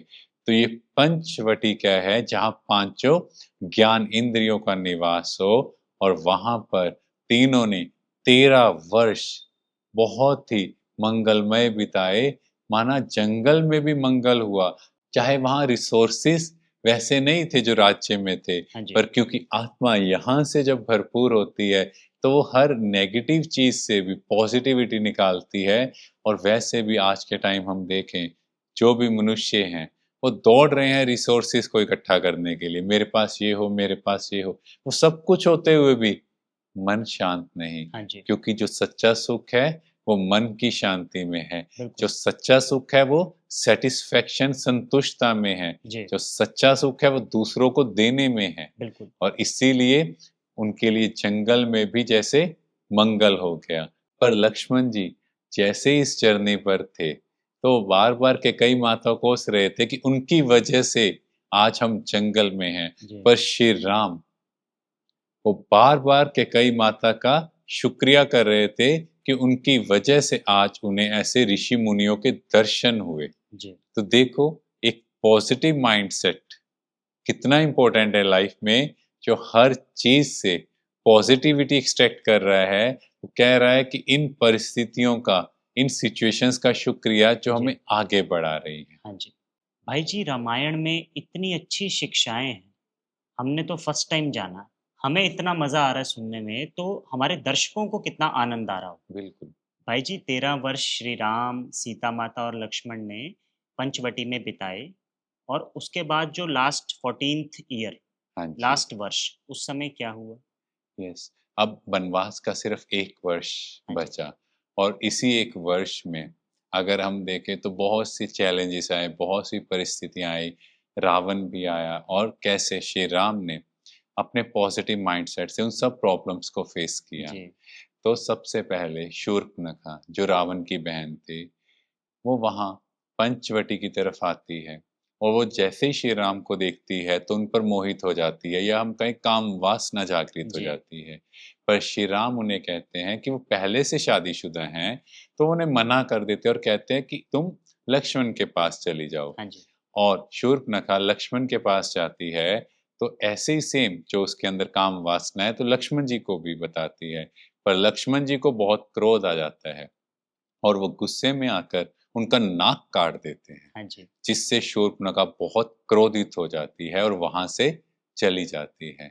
और जाकर वो खर और दूषण अपने भाइयों को बताती है।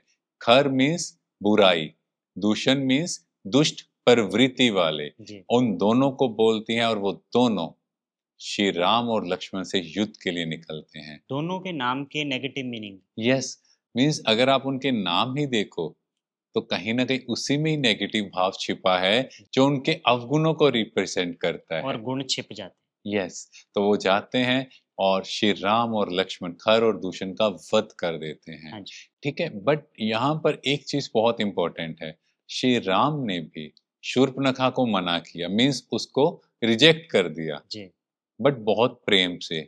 लक्ष्मण जी ने भी उन्हें मना किया, बट साथ-साथ उनकी नाक काट दी। मीन्स प्रैक्टिकल लाइफ में अगर हम देखें, हमने किसी को मना करना है तो बहुत प्रेम पूर्वक करें। हाँ जी, बट लक्ष्मण जी ने उनकी नाक काटी और रिजेक्ट किया, मीन्स उनकी इंसल्ट की, तो जिससे शूर्पणखा इतनी क्रोधित हुई कि उसने पहले तो खरदूषण को भेजा, और जी। उसके बाद वो रावण के पास जाती है और उसको बताती है, जिससे रावण बहुत क्रोधित हो जाता है कि वो श्री राम और लक्ष्मण को छोड़ेगा नहीं। मीन्स आप सोचो कि रिजेक्शन किसी से हैंडल नहीं होता, हाँ जी, बट अगर हम उसके साथ उसकी इंसल्ट कर देते हैं तो अपने बेस्ट एफर्ट कर लेते हैं, उस रिजेक्शन को उसका रिवेंज लेने में, हाँ जी। जैसे शूर्पणखा ने यहाँ किया। और फिर रावण ने मारीच को बुलाया और मारीच को कहा कि तुम्हें इस तरह से सोने के मृग का रूप धारण करना है और कैसे फिर वो सीता माता का अपहरण करेगा। मारीच रावण को मना कर देता है, पर रावण कहता है कि देखो तुम्हारी माँ ताड़का, जो हमने पहले जाना था, हाँ जी। उस राक्षसी का वध भी कि श्री राम लक्ष्मण ने उनकी माँ को मार दिया, उनका वध किया है। और जिन्होंने उसकी माँ को मारा है, क्या मारीच को उसका बदला नहीं लेना चाहिए? ऐसे रावण उसको प्रोत्साहित करता है और साथ में कहता है कि मारीच, अगर तुम वहां नहीं जाते हो तो मैं तुम्हारा वध कर दूंगा। जी। अब मारीच के पास कोई ऑप्शन नहीं था हाँ जी। और वो चाहता है, पंचवटी में पहुंचता है, वहां सोने के मृग का रूप धारण करता है। जी। और जैसे ही सीता माता उन्हें देखती है, तो वो श्री राम को कहती है कि मुझे ये सोने का हिरन चाहिए। हाँ जी। और वो जिद करते हैं, तो श्री राम उस हिरन की तलाश में चले जाते हैं और श्री राम उस मृग को मार देते हैं। पर जैसे ही वो मृग मर रहा होता है, माना मारीच मर रहा होता है, तो वो एक मायावी जाल दिखाता है जी। और वो श्री राम की आवाज में लक्ष्मण जी को पुकारता है कि मुझे बचाओ। और सीता माता जैसे ही ये आवाज सुनते हैं, वो लक्ष्मण जी को कहते हैं कि श्री राम संकट में है, तुम जाओ। और लक्ष्मण जी यहाँ कहते हैं, मुझे श्री राम के पराक्रम का पता है, वो ऐसे परास्त नहीं हो सकते। पर सीता माता की यहाँ परखने की शक्ति भी थोड़ी कम हो जाती है और लक्ष्मण जी उन्हें मना कर रहे होते हैं। तो सीता माता लक्ष्मण जी को भी कुछ कुवचन बोल देते हैं। उन्हें कहते हैं कि तुम्हारी नीयत में कुछ खोट है जो तुम जान नहीं रहे। और लक्ष्मण जी ये सुनकर वहां से जाने लगते हैं और लक्ष्मण जी जाने से पहले लक्ष्मण रेखा लगा देते हैं और वो कहते हैं, हे माता, आपको इस रेखा को क्रॉस नहीं करना, इस रेखा के अंदर कोई नहीं आ सकता। और लक्ष्मण जी भी वहां से चले जाते हैं। इतने में रावण वहां आता है, एक ब्राह्मण का रूप धारण करके, और भिक्षा मांगता है। और रावण उस रेखा को जैसे ही क्रॉस करने लगता है, वो अंदर नहीं आ पाता और सीता माता को कहता है कि आप बाहर आ जाएं। जी। और सीता माता जब मना करते हैं, तो वो कहता है कि एक ब्राह्मण आपके यहाँ से भूखा जाएगा। तो सीता माता जैसे उस लकीर को क्रॉस करते हैं, तो रावण उन्हें वहां से उठा लेता है और उनका अपहरण कर लेता है। तो समझा आपने, सीता माता का अपहरण ऐसे नहीं हुआ। फर्स्ट, इच्छाएं, जैसे ही उन्होंने हिरन को देखा, उनके अंदर इच्छा पैदा हुई। सेकंड, जिद, उस चीज को प्राप्त करने की। क्योंकि आज के हम मनुष्य को भी देखें, कोई भी अच्छी चीज देखता है तो उनके अंदर जिद हो जाती है, नहीं मुझे ये चीज चाहिए। चाहिए। थर्ड, उनकी परखने की शक्ति इफेक्ट हुई कि वो पहचान नहीं पाए कि ये श्री राम की आवाज है या मायावी मारीच की। हाँ तो जी। हम भी कई बार ऐसी परिस्थितियां आती हैं, उन इच्छाओं के पीछे ऐसे हो जाते हैं कि हमारी परखने की शक्ति नहीं रहती। हमें और समझ ही नहीं आता कि क्या यस, राइट है और क्या क्या रॉन्ग है। रॉन्ग है। और फिर हम कुछ शब्द भी ऐसे बोल देते हैं, जैसे सीता माता ने भी लक्ष्मण को कुछ शब्द गलत कह दिए। और पांचवा, मर्यादा की लकीर, नियम और उन्होंने मर्यादा के लिए। उस लक्ष्मण रेखा को क्रॉस किया, तभी रावण उन्हें उठा पाया। तो ऐसे ही मनुष्य भी इच्छाओं की पूर्ति के लिए अपनी परखने की शक्ति को खो देते हैं, फिर कुछ गलत शब्द यूज करते हैं और अल्टीमेटली मर्यादा की लकीर को क्रॉस कर देते हैं। वो कहते हैं हमें ये चीज कुछ भी हो जाए, चाहिए ही चाहिए। किसी भी कीमत पर चाहिए। यस, तो इस तरह से सीता माता का रावण द्वारा अपहरण हो जाता है। हाँ जी। भाई जी, सीता माता के अपहरण के पीछे भी कितनी ब्यूटीफुल शिक्षाएँ छिपी हैं। यस, ऐसा लग रहा है कि एक अलग आईने से, एक अलग एंगल से हम रामायण को देख रहे हैं। यस, तो देखा जाए इतना ब्यूटीफुल मैसेज, इतनी ब्यूटीफुल शिक्षाएं किसके लिए हैं? ताकि हम अपने जीवन को बेटर बना सकें। हाँ जी। यानी हर चीज़ हमारे जीवन के साथ ही जुड़ती है। यस। भाई जी, आपने सीता माता के अपहरण के बारे में हमारे दर्शकों को बताया। इसके बाद आगे क्या होता है? हाँ जी। तो रावण जब सीता माता को अपहरण करके लेके जा रहा था, तो जटायु रास्ते में ये देखता है और जटायु रावण को रोकता है और दोनों की आपस में लड़ाई भी होती है। जी। बट रावण क्योंकि बहुत शक्तिशाली था, वो आसानी से जटायु को परास्त कर देता है, उनके पंख काट देता है जी। और जटायु वहीं गिर जाता है। पर जटायु अपने प्राण नहीं त्यागता, हाँ जी। वो वेट करता है कि कब श्री राम आएंगे और वो उनको सीता माता के अपहरण की सारी बात सुनाएगा। जी। और रावण सीता माता को लेकर वहां से अपनी लंका नगरी में पहुंच जाता है। वहां उन्हें अशोक वाटिका में ले जाता है और उधर श्री राम और लक्ष्मण जब वापिस आते हैं तो देखते हैं कि सीता माता वहां नहीं है और श्री राम लक्ष्मण के साथ सीता माता को ढूंढने के लिए निकलते हैं। जी। उन्हें लगता है कि कुछ हुआ है और जब वो आगे जा रहे होते हैं, ढूंढ रहे होते हैं, तो उन्हें रास्ते में जटायु मिलता है। जी। तो जटायु श्री राम को सीता माता के अपहरण की सारी बात सुनाता है कि कैसे रावण उन्हें अपहरण करके ले गया। तो जैसे ही श्री राम और लक्ष्मण को ये बात पता लगती है, उन्हें बहुत क्रोध आता है और वो कहते हैं कि वो अब रावण को ढूंढ कर मार देंगे। और इसके बाद जटायु जब ये सारा वृतांत श्री राम और लक्ष्मण को सुनाते हैं और अपना शरीर त्याग देते हैं और तब श्री राम और लक्ष्मण जटायु के शरीर का दाह संस्कार करते हैं। यहाँ भी देखो कितना ब्यूटीफुल मैसेज है कि जटायु ने अपने प्राणों की परवाह नहीं की, है ना, उसने अपना बेस्ट एफर्ट किया उस असुर के खिलाफ कि वो किसी भी तरह सीता माता को बचा सके। और जटायु को भी कहीं ना कहीं पता था कि रावण बहुत शक्तिशाली है, पर फिर भी अपना बेस्ट एफर्ट दे रहा है और उसके बाद अपने प्राण भी नहीं त्यागे, पूरी कोशिश की कि जब तक श्री राम ना आए तब तक अपने प्राण ना छूटे। तो देखो कितना डेडिकेशन का भाव था उनका श्री राम के प्रति और सेकंड नियम मर्यादाओं के प्रति। कई बार हम देखते हैं कि सामने वाला बहुत स्ट्रांग है और हम कहते हैं कोई बात नहीं, नियम मर्यादाओं को कॉम्प्रोमाइज कर लो, पर जटायु ने इतना शक्तिशाली रावण के होते हुए भी अपने नियम मर्यादाओं को नहीं तोड़ा। तो कितना ब्यूटीफुल मैसेज हमें रामायण से मिल रहा है। कदम कदम पर कोई भी है वो अपने नियम मर्यादाओं में सदा पक्का रहा। और यहाँ से जब श्री राम और लक्ष्मण आगे बढ़ते हैं तो उन्हें शबरी मिलती है।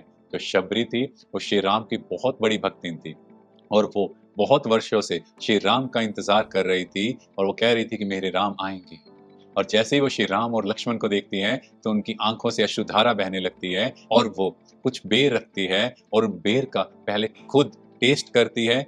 जो बेर मीठे नहीं थे उनको फेंक देती है और मीठे बेर श्री राम को देती है और श्री राम उन जूठे बेर को भी बहुत प्रेम से स्वीकार कर रहे थे।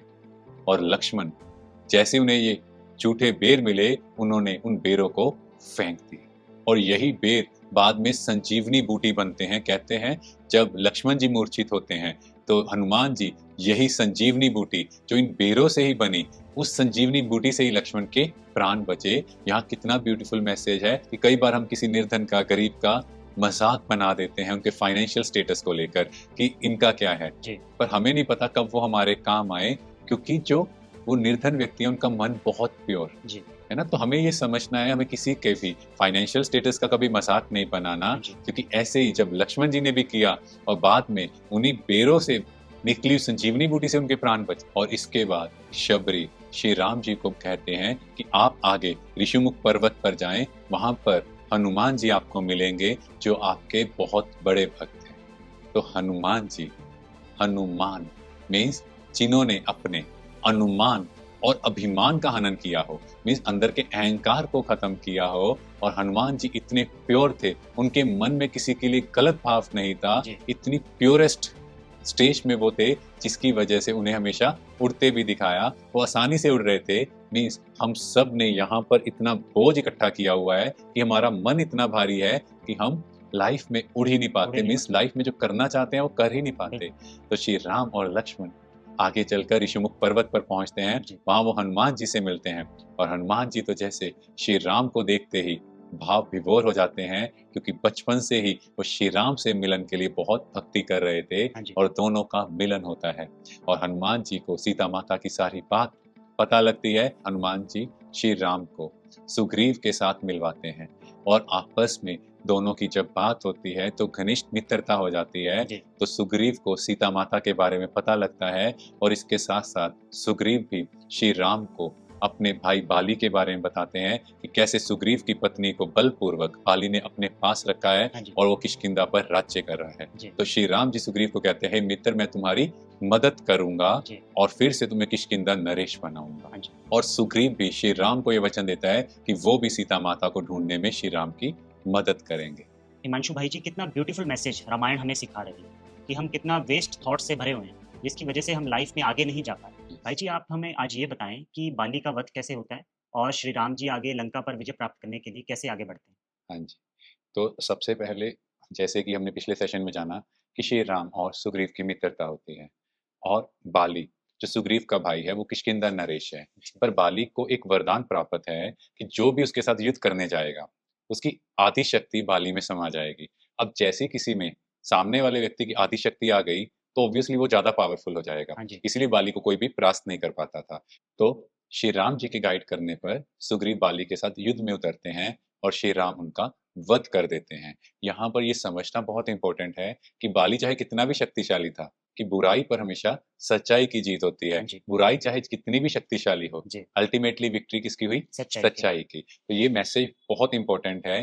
हम सब भी अपनी लाइफ में इसे अप्लाई करें, तो हम लोग भी अपनी प्रैक्टिकल लाइफ में देखें, कई बार हम देखते हैं कि बुराई ज़्यादा शक्तिशाली है, तो लोग सच का सहारा छोड़ देते हैं और जी, वो बुराई की तरफ मूव ऑन करते हैं। हाँ वो जी, कहते हैं नहीं, हमें अल्टीमेटली जीत चाहिए, हमारा फ़ायदा होना चाहिए। जी, पर याद रखना, आज या कल हम कुछ कमा भी लेंगे, कुछ अच्छा नाम-वाशान भी क्रिएट कर लेंगे, अगर हम गलत रास्ते को चूज़ करते हैं, पर अल्टीमेटली जीत सच्चाई की होनी है। जी, बिल्कुल। तो इस तरह से श्री राम ने बाली का वध किया और उन्होंने सुग्रीव के साथ जो उन्होंने प्रॉमिस किया था, वायदा किया था, उसे पूरा किया और फिर सुग्रीव को किष्किंधा नरेश बना दिया गया।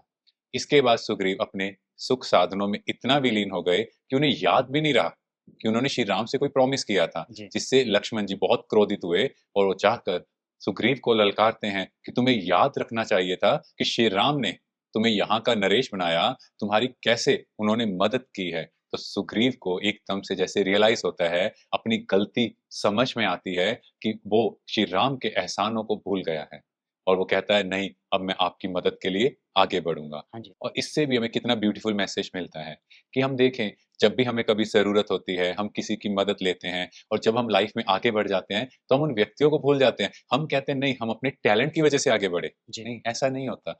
जिस व्यक्ति ने जब हमें ज़रूरत हो, अगर उसने हमारी मदद की है, तो हाँ जी, हमारी भी ड्यूटी है कि उनकी कॉन्ट्रिब्यूशंस को हमेशा याद रखें और लाइफ में जब भी उन्हें ज़रूरत हो, तो हमारा हाथ सबसे पहले आगे बढ़ना चाहिए। जी, इसके बाद लंका पर चढ़ाई की बात डिस्कस की गई, उसके बारे में सोच-विचार किया गया, पर उसमें ये निष्कर्ष निकला कि लंका पर चढ़ाई से पहले किसी को वहाँ भेजा जाए, सो दैट वहाँ पे क्या सिस्टम है, उनकी पूरी अंदर की चीज़ों की जानकारी होना बहुत ज़रूरी है युद्ध से पहले। जी, तो जब ये विचार-विमर्श किया गया और सबने यही निष्कर्ष निकाला कि हनुमान जी को लंका पर चढ़ाई के लिए भेज दिया जाए हाँ जी, और हनुमान जी के साथ सभी वानर सेना समुद्र के पास जाती है। अब जो नेक्स्ट प्रॉब्लम है, वो थी कि समुद्र को लांघा कैसे जाए? जी, तो वहाँ वानरों में सबसे समझदार जामन जी थे, तो उन्होंने हनुमान जी को उनकी खोई हुई शक्ति के बारे में याद दिलाया। जब हनुमान जी बचपन में थे, तो वो बहुत चंचल थे, तो इसीलिए वहाँ के ऋषि-मुनियों ने उन्हें श्राप दे दिया कि आप इन शक्तियों को भूल जाओगे जी, और जब कोई आपको आपकी शक्ति के बारे में याद दिलाएगा, तभी आपको ये खोई हुई शक्तियाँ वापिस मिलेंगी। हाँ तो जी, हनुमान जी को जब ये याद दिलाया गया, तो उनकी खोई हुई शक्तियाँ जैसे वापिस आ गए। वापिस जागृत हो गई।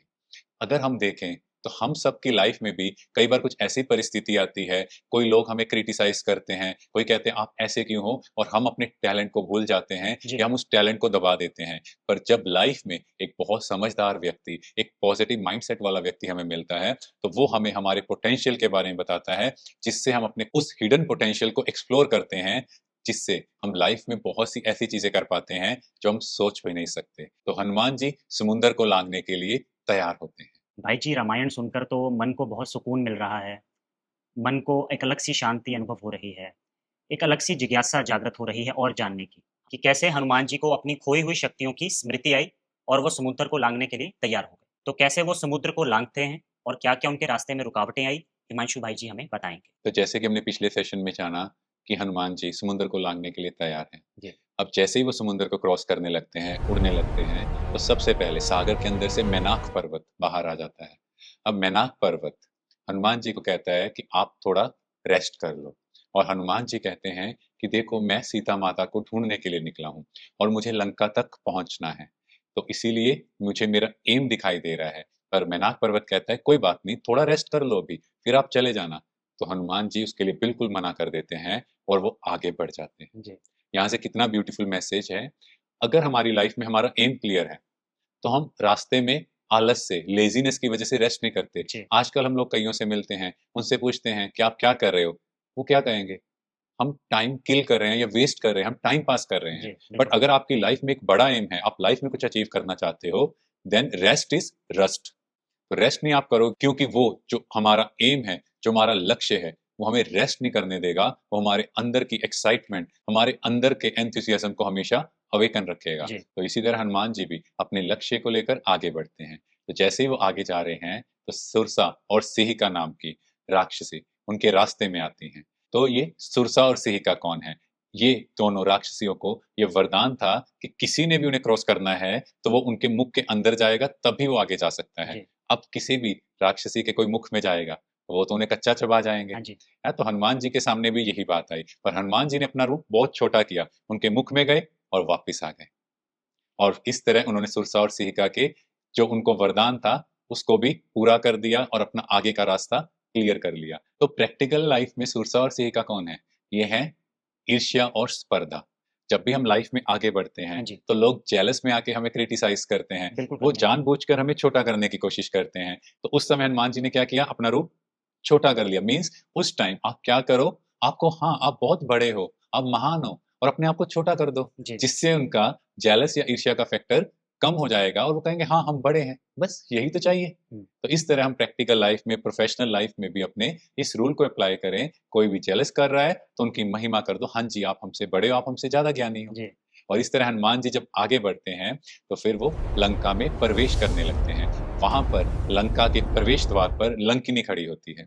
तो हनुमान जी ने बहुत छोटा रूप धारण किया था, तो लंकिनी हनुमान जी को उस रूप में देख लेती है। वो हनुमान जी को रोकती है, तो हनुमान जी उससे थोड़ा वार्तालाप करते हैं, पर लंकिनी हनुमान जी को फिर मारने लगती है। तो हनुमान जी अपना बहुत बड़ा रूप धारण कर लेते हैं और फिर लंकिनी को वो परास्त कर देते हैं, उसको मार देते हैं। जी, तो यहाँ से हमें क्या शिक्षा मिलती है कि कई बार लाइफ में हम छोटे हो जाते हैं, हम कहते हैं कोई बात नहीं, पर जब सामने वाला बहुत हम पे डोमिनेट करे, हैवी करे, वो परिस्थिति हम पे डोमिनेट करे, तो वहाँ पर हमारी ड्यूटी है कि हम भी अपना अथॉरिटी रूप दिखाएँ, मीन्स हम भी खुद का रूप दिखाएँ। मीन्स पहले लव का रूप, बहुत प्यार से चलाने की कोशिश, पर जब सामने वाला अपनी लिमिट क्रॉस कर रहा है, now it's our duty to show our authority, our level. तो ऐसे ही हनुमान जी ने बहुत प्यार से कोशिश की एंट्री करने की, पर जब वो नहीं मानी तो हनुमान जी ने अपना अथॉरिटी रूप दिखाया। तो इसी को ही कहते हैं लव एंड लॉ का बैलेंस। मीन्स प्यार से भी करना है, बट जब लगे तो अपना अथॉरिटी रूप भी। और इसी का प्रैक्टिकल एग्जांपल, हम सब मंदिर में जाते हैं तो माँ की मूर्ति सामने है, कितना प्यार है उस मूर्त में। माँ से बहुत प्यार की वासना आती है, पर वहां पर कोई भी गलत शब्द, गलत भाव भी क्रिएट नहीं करता, मन में भी गलत नहीं सोचता। क्यों? अंदर में डर है, बिल्कुल। क्योंकि माँ का अथॉरिटी रूप है, माँ की ममता भी है, तो माँ का दुर्गा रूप भी है, वो शक्ति रूप भी है। जी, तो इसी तरह हमें अपनी लाइफ में भी लव एंड लॉ का बैलेंस रखना है। ऐसे नहीं टू मच लव में फँस जाएँ और ऐसे भी नहीं टू मच अथॉरिटी हो जाए। हाँ जी, क्योंकि अगर बहुत ज़्यादा अथॉरिटी रखेंगे तो सामने वाले लोग हमसे डरेंगे, बिल्कुल। और अगर बहुत ज़्यादा प्यार रखेंगे तो सामने वाले हमारे प्यार का गलत यूज़ करेंगे। यस। तो इसीलिए हमें लव एंड लॉ का बैलेंस रखना है। इसके बाद हनुमान जी ने लंका में प्रवेश कर लिया और हनुमान जी अब पूरे लंका नगरी को देख रहे थे, पर उन्हें थोड़ा आश्चर्य हुआ जब उन्होंने देखा कि एक भवन के बाहर तुलसी, शंख और चक्र है। तो उन्होंने सोचा कि इस लंका की नगरी में, इस आसुरी दुनिया में ऐसा कौन-सा व्यक्ति होगा जो उस परमात्मा को याद करता होगा। तो जैसे ही वो उस भवन के पास चलते हैं, तो उन्हें श्री राम की आवाज़ सुनाई देती है कि कोई भक्त है जो श्री राम को याद कर रहा है। और वो था रावण का भाई विभीषण। और वो विभीषण से मिलते हैं और उनको श्री राम का संदेश सुनाते हैं कि वो सीता माता से मिलने के लिए यहाँ लंका में आए हैं, जी, कि सीता माता किस अवस्था में लंका में हैं। और विभीषण उनको पूरे लंका का समाचार सुनाता है, सीता माता के बारे में बताते हैं और बताते हैं कि वो अभी अशोक वाटिका में हैं। तो यहाँ से भी कितना ब्यूटीफुल मैसेज है। उस नेगेटिव दुनिया में, उस आसुरी दुनिया में भी एक ऐसा व्यक्ति है जो रावण का भाई है और उस परमात्मा को याद कर रहा है। जी, तो यहाँ से भी कितना ब्यूटीफुल मैसेज हमें मिलता है, क्योंकि रावण ने श्री राम की भक्ति पर, भगवान की भक्ति पर पूरे नगरी में रोक लगा कर रखी थी, पर जी, उनका खुद का भाई उस परमात्मा को याद कर रहा था। जो ये दर्शाता है, सिखाता है कि विभीषण कितने महान थे, जो कैसी भी परिस्थिति थी, पर उन्होंने भगवान को नहीं छोड़ा। और अगर हम सब भी अपनी लाइफ में ऐसे मोरल और वैल्यूज को अप्लाई करें कि कैसी भी परिस्थिति हो, कोई लोग कुछ भी कहते जाएं, हम उस परमात्मा की याद नहीं छोड़ें। अगर विभीषण लंका की नगरी में रहकर उसको याद कर सकता है, उनके चिन्ह को अपने भवन के बाहर लगा हाँ सकते जी, हैं, तो हम सब भी तो सब कुछ अच्छा होते हुए भी उस परमात्मा को याद नहीं करते। बिल्कुल। और अगर हमसे ही पूछा जाए कि आपकी लाइफ के 4 मोस्ट इम्पोर्टेंट लोग कौन हैं, तो हम अपनी फैमिली मेंबर्स के नेम लेंगे। पर अपने आप से पूछो कि भगवान का स्टैंड कहाँ है? और जब भी कोई प्रॉब्लम आती है तो पहला नाम भगवान का लेते हैं हाँ जी, कि मेरे साथ ऐसा क्यों किया? बिल्कुल। और जब लाइफ में अच्छी चीज़ें चल रही होती हैं, तो मेरा परिवार ही मेरा सहयोगी है। और इसके बाद हनुमान जी सीता माता से अशोक वाटिका में जाके मिलते हैं और उनको सारा समाचार श्री राम जी का सुनाते हैं और सीता माता से भी उनका हाल-चाल पूछते हैं। पर सीता माता का ऐसा हाल देखकर हनुमान जी की आँखों से भी अश्रुधारा बहने लगती है। भाई जी, ये एक अलग अनुभव है, जो हमने हनुमान जी का लंका में प्रवेश करने के बाद जाना। हाँ जी। और अब हम जानेंगे हनुमान जी और सीता माता का आपस में क्या वार्तालाप होता है। भाई जी, आप हमें आगे बताएँ कि क्या-क्या होता है? हाँ जी। तो जैसे हमने पिछले एपिसोड में भी जाना कि हनुमान जी का सीता माता से मिलन होता है और कैसे हनुमान जी सीता माता की स्थिति को देखकर अश्रुधारा में आ जाते हैं। उनके अंदर बहुत ये भाव क्रिएट होता है कि रावण कितना बड़ा असुर है, कैसे इतनी पवित्र देवी पर कैसे ज़ुल्म कर रहा है, उन्हें कैसी स्थिति में रखा है। जी, और हनुमान जी सीता माता को कहते हैं कि अगर आप चाहो तो मैं आपको इस रावण की दुनिया से प्रभु श्री राम के पास ले चलता हूँ और इसके लिए आपको मैं कंधों पर बिठाऊँगा और इस रावण की दुनिया से उड़ा ले जाऊँगा। पर सीता माता, उनका आंसर आप सोचो, क्या माइंडसेट था? उन्होंने कहा कि मैं किसी पर पुरुष को स्पर्श भी नहीं कर सकती, रावण तो मुझे यहाँ ज़बरदस्ती ले आया, जी। पर मैं अपनी इच्छा से किसी भी पराये पुरुष का स्पर्श, वो एक पतिव्रता नारी की मर्यादा के खिलाफ हाँ है। जी, यह कितना ब्यूटीफुल मैसेज है। आप सोचो ऐसी दुनिया में सीता माता हैं, जहाँ अधर्म ही अधर्म है, उनके साथ कैसा ट्रीटमेंट किया जा रहा है और वो चाहे ऐसी दुनिया से बाहर भी आ सकती हैं, पर उन्होंने किसको चुना? नियमों और मर्यादाओं को। एक पतिव्रता नारी के नियमों को आँच नहीं आनी चाहिए और सेकंड उनकी सोच देखो कि अगर वो वहाँ से चले जाते, तो रावण का वध कैसे होता? जी, तो पूरे जन समुदाय के लिए, पूरी इस मनुष्य सृष्टि के कल्याण के लिए उन्होंने ये ऑफ़र किया कि मुझे यहाँ रहना है, जब तक श्री राम यहाँ नहीं आते, हाँ जी, इस रावण का वध नहीं करते, तब तक मैं यहाँ से नहीं जाऊँगी। कितना ब्यूटीफुल मैसेज है बिल्कुल। कि हम सबको अपनी लाइफ़ में कुछ रूल्स एंड रेगुलेशंस को फ़ॉलो करना है। अपने नियम और मर्यादाओं को क्रॉस नहीं करना। क्रॉस नहीं करना। आजकल हम समाज में देखें, जो हस्बैंड वाइफ के, एक पति-पत्नी के रिश्ते में प्योरिटी थी, हुँ, वो आजकल कहाँ गई? जी, किस डायरेक्शन में वो जा रही है और कहाँ भारतीय संस्कृति में, हमारे पूर्वज आदि सनातन देवी-देवता धर्म में, जी, क्या क्वालिटी, क्या लेवल सेट किया है उन लोगों ने, कितनी ब्यूटीफुल चीज़ें हमें सिखाई हैं। इसके बाद हनुमान जी सीता माता से मिलकर रावण की नगरी में एक बाग था, वहाँ जाकर थोड़ा उधम मचाते हैं, ताकि रावण को थोड़ा-थोड़ा डिस्टर्ब करें और मेघनाद हनुमान जी को बाँध लेता है और हनुमान जी भी इसीलिए मेघनाद के उस कैद में आते हैं ताकि वो रावण से मिल सके और मेघनाद हनुमान जी को बाँधकर रावण के सामने ले जाता है। और जैसे ही हनुमान जी रावण को देखते हैं तो उन्हें बहुत क्रोध आता है और रावण भी उन्हें देखकर कहता है कि इस वानर ने हमारे बाग में इतना उधम मचाया है, इसको बाँध लो। और जो वानर होते हैं, इनका अपनी पूँछ से प्यार होता है और इसकी पूँछ को आग लगा दी जाए। तो सब लोग ये तमाशा देख रहे हैं। हनुमान जी की जब पूँछ को आग लगाई जाती है, तो हनुमान जी पूरी लंका नगरी को जला देते हैं। तो यहाँ भी कितना ब्यूटीफुल मैसेज। जैसे ही हम मैंपन की पूँछ, सारा दिन हम क्या करते हैं, मेरी रिस्पेक्ट होनी चाहिए, मेरी केयर होनी मैं चाहिए, ऐसे, मैं मैं वैसे। से यस मेरा थोड़ा एक्स्ट्रा ट्रीटमेंट, स्पेशल ट्रीटमेंट हो। तो जब ये सारा दिन मैं करते हैं, जैसे ये पूँछ चलती है, तो ये रावण की नगरी, ये विकारों की दुनिया भी जल जाती है और रावण की नगरी को जलाकर वो सीता माता को मिलते हैं और उनसे आज्ञा लेकर वापस श्री राम की ओर प्रस्थान करते हैं। जी, इतने में मंदोदरी भी जो रावण की पत्नी थी, वो रावण को समझाती है कि आप सीता माता को इज्जत से, रिस्पेक्ट के साथ श्री राम को वापस कर दो। जी, पर रावण, क्योंकि उसकी बुद्धि भ्रष्ट हो चुकी है, वो मंदोदरी को मना कर देता है और उधर विभीषण भी रावण को बहुत समझाता है कि तुम अधर्म का रास्ता छोड़ दो, ये जो तुमने पर स्त्री को यहाँ बांधा हुआ है, ये धर्म के खिलाफ है। पर रावण जब विभीषण की बात नहीं मानते, तो विभीषण भी लंका को छोड़ देते हैं और श्री राम की शरण में चले जाते हैं। और श्री राम को जब विभीषण मिलते हैं, तो सब वानरों के थॉट्स चलते हैं कि कहीं रावण ने इसे जानबूझकर तो नहीं भेजा। पर विभीषण जी से मिलकर श्री राम को ये भरोसा हो जाता है कि नहीं, विभीषण सच में श्री राम का भक्त है। और हनुमान जी भी इस बात की पुष्टि करते हैं कि जब वो लंका में गए, तो विभीषण श्री राम की आराधना कर रहे थे जी और विभीषण श्री राम से प्रॉमिस करते हैं कि वो उन्हें लंका पर विजय प्राप्त करने के लिए सारी जो वहां की सीक्रेट्स हैं, जो गुह्य रहस्य हैं, वो सब कुछ बताएंगे। और श्री राम भी विभीषण को कहते हैं कि रावण को मारकर वो भी विभीषण को लंका का नरेश बनाएंगे। जी तो इस तरह से दोनों में मित्रता हो जाती है और लंका पर चढ़ाई की तैयारी और फास्ट हो जाती है। और यहाँ से भी कितना ब्यूटीफुल मैसेज, जो विभीषण देखो असत्य के मार्ग को छोड़कर सत्य के मार्ग पर आए। हाँ जी पर आप सोचो, अपने भाई को छोड़कर आना कितनी बड़ी बात है। उन्होंने अपने भाई का त्याग किया बिल्कुल सिर्फ सत्यता के लिए। आजकल क्या हो रहा है, मोह ममता में इतने फंसे हुए हैं कि अपने गलती कर रहे हैं, गलत ट्रैक पर चल रहे हैं, पर वो कहेंगे नहीं, ये अपने हैं, हम इन्हीं का साथ देंगे। हाँ जी और विभीषण ने रावण जैसे महाबली का भी साथ छोड़ दिया, क्योंकि उन्हें लगा सत्य के मार्ग पर चलना इंपॉर्टेंट है और जहां प्रभु श्री राम हैं उस जगह पर जीत भी निश्चित ही है। जी इसीलिए उन्हें बहुत क्रिटिसाइज भी सहना पड़ा हाँ जी उनकी फैमिली, उनके परिवार के लोगों से, जिन्होंने कहा कि उन्होंने रावण को धोखा दिया। जी पर ये सब कुछ सहन भी किया, क्यों? क्योंकि सत्य के मार्ग पर सहन तो करना पड़ेगा। बिल्कुल करना पड़ेगा, पर सत्य की नाव हिलेगी डुलेगी पर डूबेगी नहीं। डूबेगी नहीं। तो ये कितना ब्यूटीफुल मैसेज हमारे लिए है।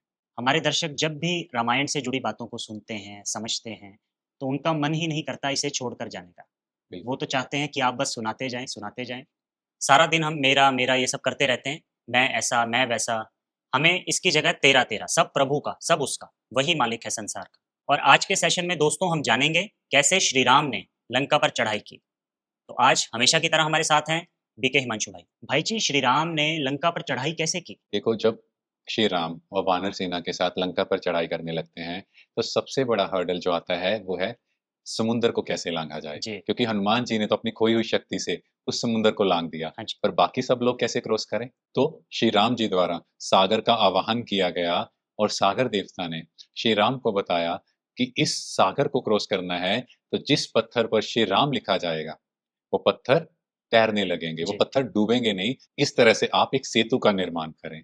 और सेकंड चीज़ जो सागर ने श्री राम को बताई कि रावण बहुत शक्तिशाली है, उसको इतना ईज़िली परास्त नहीं किया जा हाँ सकता, जी, क्योंकि उसने ये सारी शक्ति शिव परमात्मा से ली है, तो आप भी उनकी आराधना करें। तो उसके बाद श्री राम ने शिव की पूजा की, उनसे शक्तियाँ प्राप्त की, हाँ जी, जिसका गायन है रामेश्वरम रूप में। माना श्री राम के भी वो ईश्वर, हाँ वो जी, परमात्मा, वो शिव हैं। और फिर राम सेतु पुल का निर्माण किया गया। तो सभी ने पत्थरों पर श्री राम लिखा और वो पत्थर पानी में तैरने लगे, पर जिन पर श्री राम नहीं लिखा वो पत्थर डूब गए। इसीलिए गायन है, राम से बड़ा राम का नाम। अब श्री राम तो वहां थे, तो उनसे बड़ा उनका नाम कैसे हो सकता हाँ है? जी, इसको हम कबीर जी के एक दोहे से समझते हैं।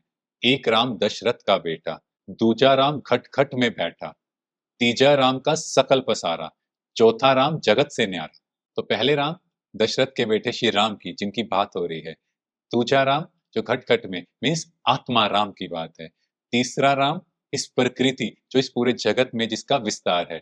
और चौथा राम वो परमात्मा जो इस सारे जगत से न्यारा है, वो परमात्मा शिव। तो उनकी महिमा की गई। तो इस तरह से राम सेतु पुल का निर्माण किया गया। पर यहाँ पर एक बहुत ब्यूटीफुल एक कहानी है कि कुछ गिलहरी भी यहाँ पर राम सेतु पुल के लिए मेहनत कर रही थी, उस निर्माण के कार्य में सहयोग दे रही थी।